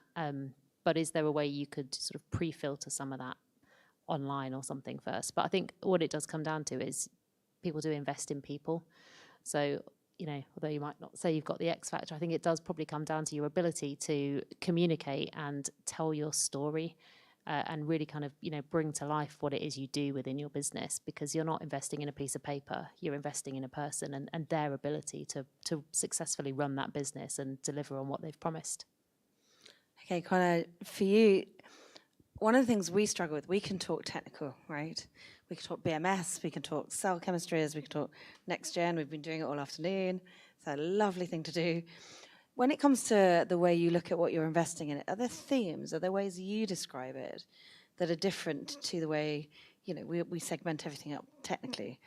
Are you looking at, just technologies that are going to have the maximum CO2 abatement? Are you looking at something that's going to be market pervasive? Is there a way we can, I don't know, do that matching a bit better? It's a good question, but the answer might be a little bit boring. I mean, we look at it in a similar way. We build landscape maps, and we're looking at technology theme areas. We do look at the areas that can have the biggest climate impact. Naturally, we would, but still within that, you're looking at buckets of technologies and trying to, interacting with the market to try and figure out which ones are most promising and which ones OEMs or other potential customers consider top priorities. That's kind of a way that we'll prioritize as well. And on matchmaking, it would be so helpful. I mean, the amount of time our whole team spends sourcing opportunities is huge. But it's never going to be the perfect solution. You're always still going to have to do that, build the relationships with innovation centers, universities, and all the other bodies that can lead you to good opportunities to try and build relationships with companies early on. And it's not all going to happen at a pitch day, and so it's difficult. I'm sure it can evolve and change, but there will always be there will be hard work to be done there, I think. Okay, so I'm going to come to the audience. Oh, look. I'll go for Jeremy first. Oh, hold on. Ask the panel, but particularly Jackie and Laura. Is there a way that the Faraday or another organisation could do a Larry Fink type letter to the investors in the UK to highlight the importance of the battery sector to the future of the economy, and almost highlight, you know, the opportunity of investment, and actually to try and drag them along a bit, because there's often a it's not for us yet right now. But if it was a Larry Fink type letter of highlighting how important this was, is that something that could be contemplated?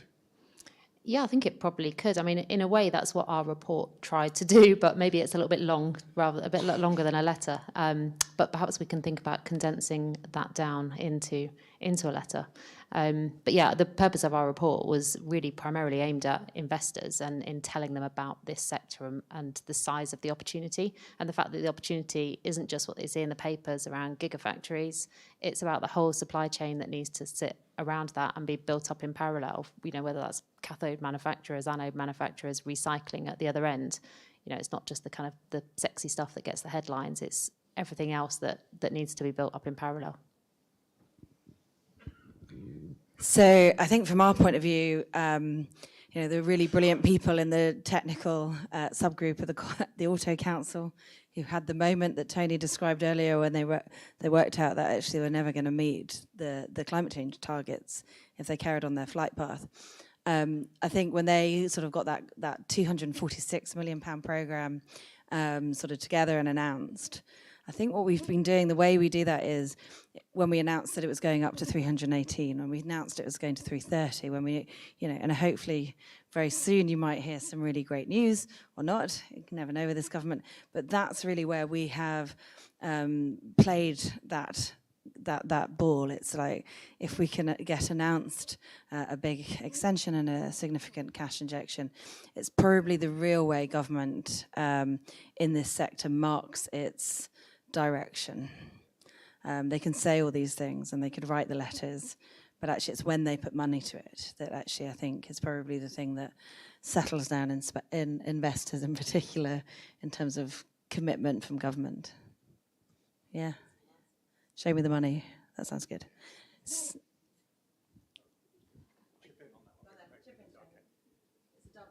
It's a great question and a great point. And I was just sat there thinking that you know, the work that somebody said we do a lot of work behind the scenes. Who was that? I think it was Matt Howard. One of the bits of work we do behind the scenes is to convince Her Majesty's Treasury that there is an economic case for investment. I don't know whether you or the Treasury are a harder nut to crack, but we do know that we have we've cracked the Treasury to date, and as Jackie said, we have made some powerful arguments for the future.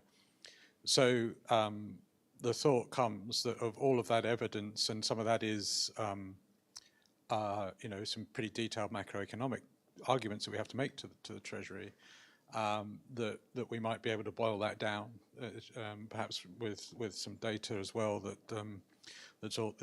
others have done, and produce a nice document in that way. I think we'll follow up with you actually, but the thought it catalyzed with me was we've done an awful lot of work on this to the extent that we've managed to convince the Treasury to invest, and they're pretty tough investors. Yeah, so. What does help, and actually Elaine was here earlier from Ilika, is actually all of you that write to your MPs. Because actually, whilst we sit here as well and we know government's a little bit lively at the moment, a little bit interesting, actually in that moment, it's also a place where you get change. So reinforcing all the time that this direction, this momentum is going the right way. Question? Oh, sorry, Susanna first, because she's got the microphone. Sorry. I actually have two questions, if I may. The first is to Connor. You talked about green being a really important part of what you think alongside profits. And I'm wondering how much that percolates through the whole supply chain. We've heard today from people like Benchmark and others about the supply of key raw materials like lithium, and we know that some of those raw materials aren't always produced in the most sustainable and ethical ways. So I'm wondering how much you interrogate that and how much things like battery passports could help. And just for Kevin, while I've got the mic, you talked about the chicken and egg issue for investment, and I saw you nodding when Lauren mentioned the offtake mechanisms that we've been looking at the Green Finance Institute. Is that something that you think could help overcome that challenge? Yeah, so it's maybe a little bit of a boring answer to the question, but we're quite agnostic on where emissions abatement comes from. We don't particularly focus on agriculture, but apart from agriculture, we'll invest in anything from power through transport, through industry, buildings, waste and water.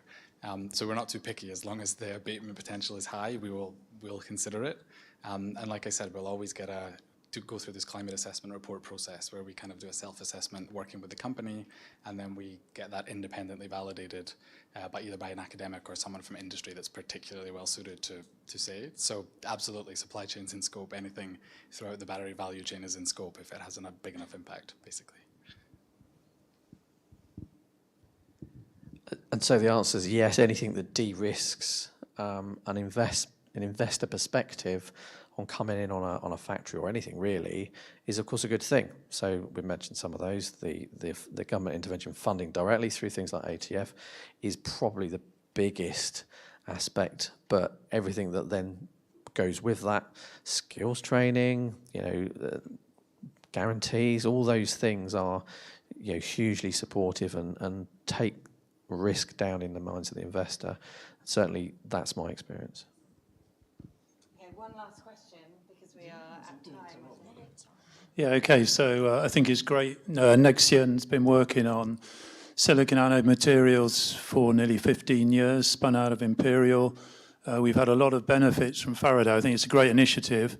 And I think the market is so big now that it's actually almost too big for most people to entertain. I think the longer term developments, Faraday Institution is building the future, but the opportunity is massively now, and we've been spending 2 years trying to raise money. We've had to go overseas to get Asian investors to accelerate. So I guess my question is, I think the government, there's a limit to how much they can do. I think all this government intervention, Faraday is brilliant, but it's not enough. And how can we get, I don't know, the oil and gas guys to join the party? They're playing around with charging infrastructure. Maybe there's some residual chemical industry. I think and Johnson Matthey walked away from it. They can't make enough money. So I think there's a disconnect between the market size, the opportunity we all talk about, and how we can really get involved now while the opportunity is there. Because if we wait 5 years, then we'll be behind the rest of Europe. So I think that's the real challenge. And I don't know who it is in the UK who's sat on all the money. I don't think it's the government. I think we need to get the oil and gas guys in there, or whatever's left, petrochemical, convert them over with your report or whatever else we can, and really go for big scale. Because at the moment it's great, but it's incremental and not really going to meet the demand. So that's my challenge to the UK.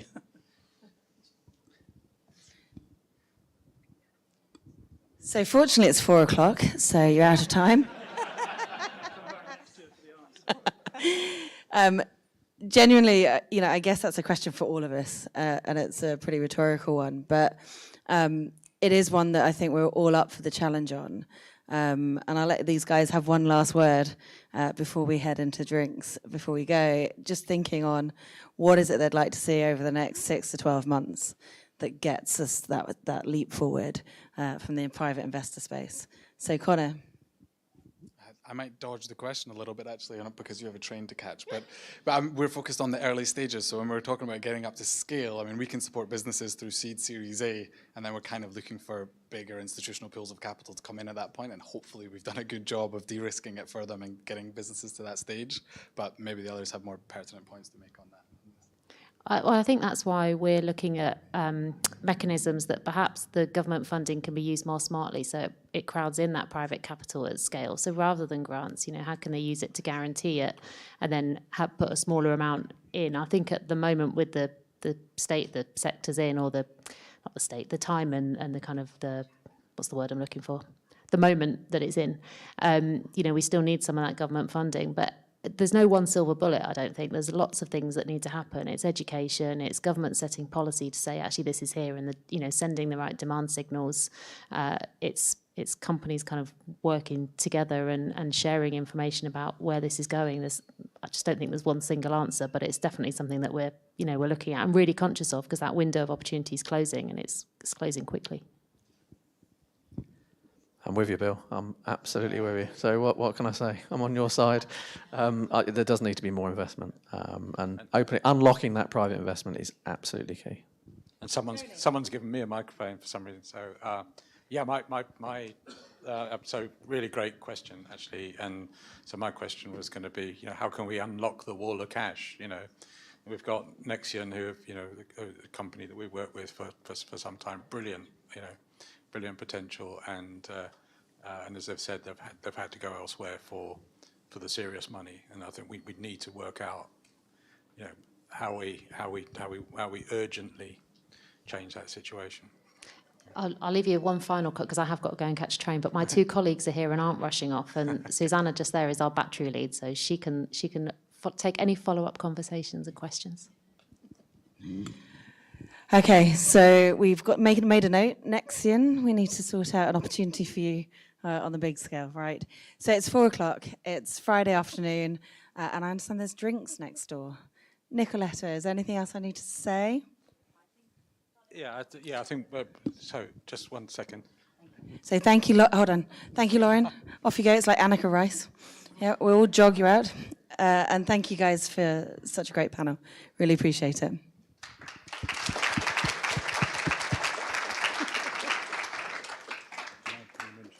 Yes. Yeah, go. Okay. You just put me on the Yeah. Okay, so just a few closing thoughts from me. One is today was billed as a celebration, and although we have talked business a lot, I think it does feel like a celebration. For our part, we feel like we've achieved a lot collectively over the last 5 years. Not just in terms of patting ourselves on the back for what we've done in the Faraday Battery Challenge, but more actually reflecting on the immense progress that all of you and others have made over the last 5 years. But pointing to the future, and we've all talked about it today, that this was never a 5-year journey. We are not. Our initial goal, was to create that physical and intellectual supply chain for sustainable batteries way into the future, to protect our automotive industry and to support the decarbonisation pathways of other sectors as well going forward. If anyone thinks that's a 5-year journey, and I know some people in Treasury do, but if anyone thinks that's a 5-year journey, it isn't. So we are, as Jackie has mentioned, we are hopeful, although we can't announce anything at the moment, that we will be continuing for at least the next 3 years. But the reason I mention that at slight risk is that we want to make sure that your confidence and your momentum continues as we go forward. We've got to secure the supply chain in the UK. We have got to continue innovating to reduce costs. There's been a lot of talk today about understanding the diversification, if you like, even within automotive, of the various solutions that are required. There's all sorts of innovation there, not just on the product but on the process as well. And as we've also talked about, switching to battery electric vehicles doesn't hit net zero on day one. We have to work on the true sustainability and the true net zero of batteries, and that's a longer term journey. So please rest assured we know about that. We are working with government and others to make the case. We are really excited and great, and it's been great to celebrate today all of the achievements that have happened, mostly with you guys over the last 5 years, and we want to, and please make sure we continue that. Before I sign off, though, and liberate you for your drinks, we have a sort of an announcement to make and a huge debt of gratitude to express. Now, Jackie, who many of you know, has been absolutely instrumental in everything that we've done to date. But she is going on to greater things in the autumn, which will be the subject of future announcement, I'm sure.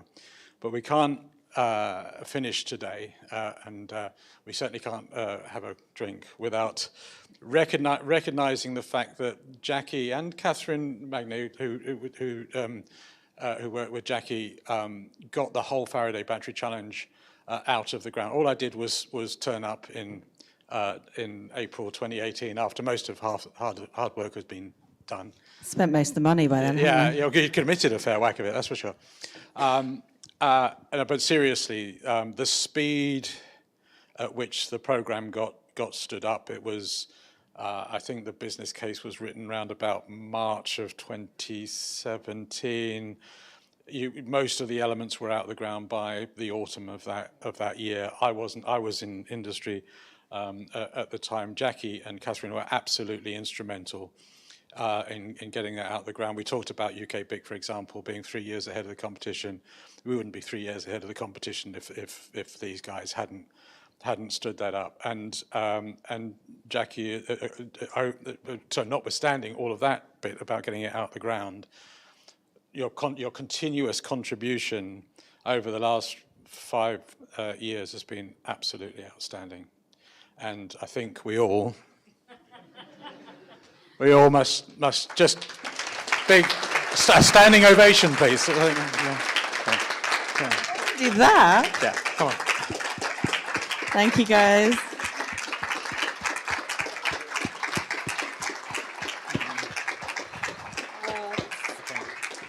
Oh, thank you all. And genuinely, it's about you. It's been about you all along. It's fantastic. I think a long time ago, I said a quote from Michael Porter, which always comes back to me, which is, he said that, unfortunately, I'm an engineer. I'm always focused, therefore, on getting the task done. And some of my tasks are pretty fuzzy, pretty funky, and pretty big. And I think Faraday fell into that from day one. And it's been fantastic. I mean, you know, what is it, 4 o'clock, 4:15 on a Friday in London? Everyone wants to go, and we're all smiling at each other. It feels like, you know, we're all competitive individuals. We're all here to win, but we work together to get there, and there's nothing better as a feeling. So thank you all. The bar is open.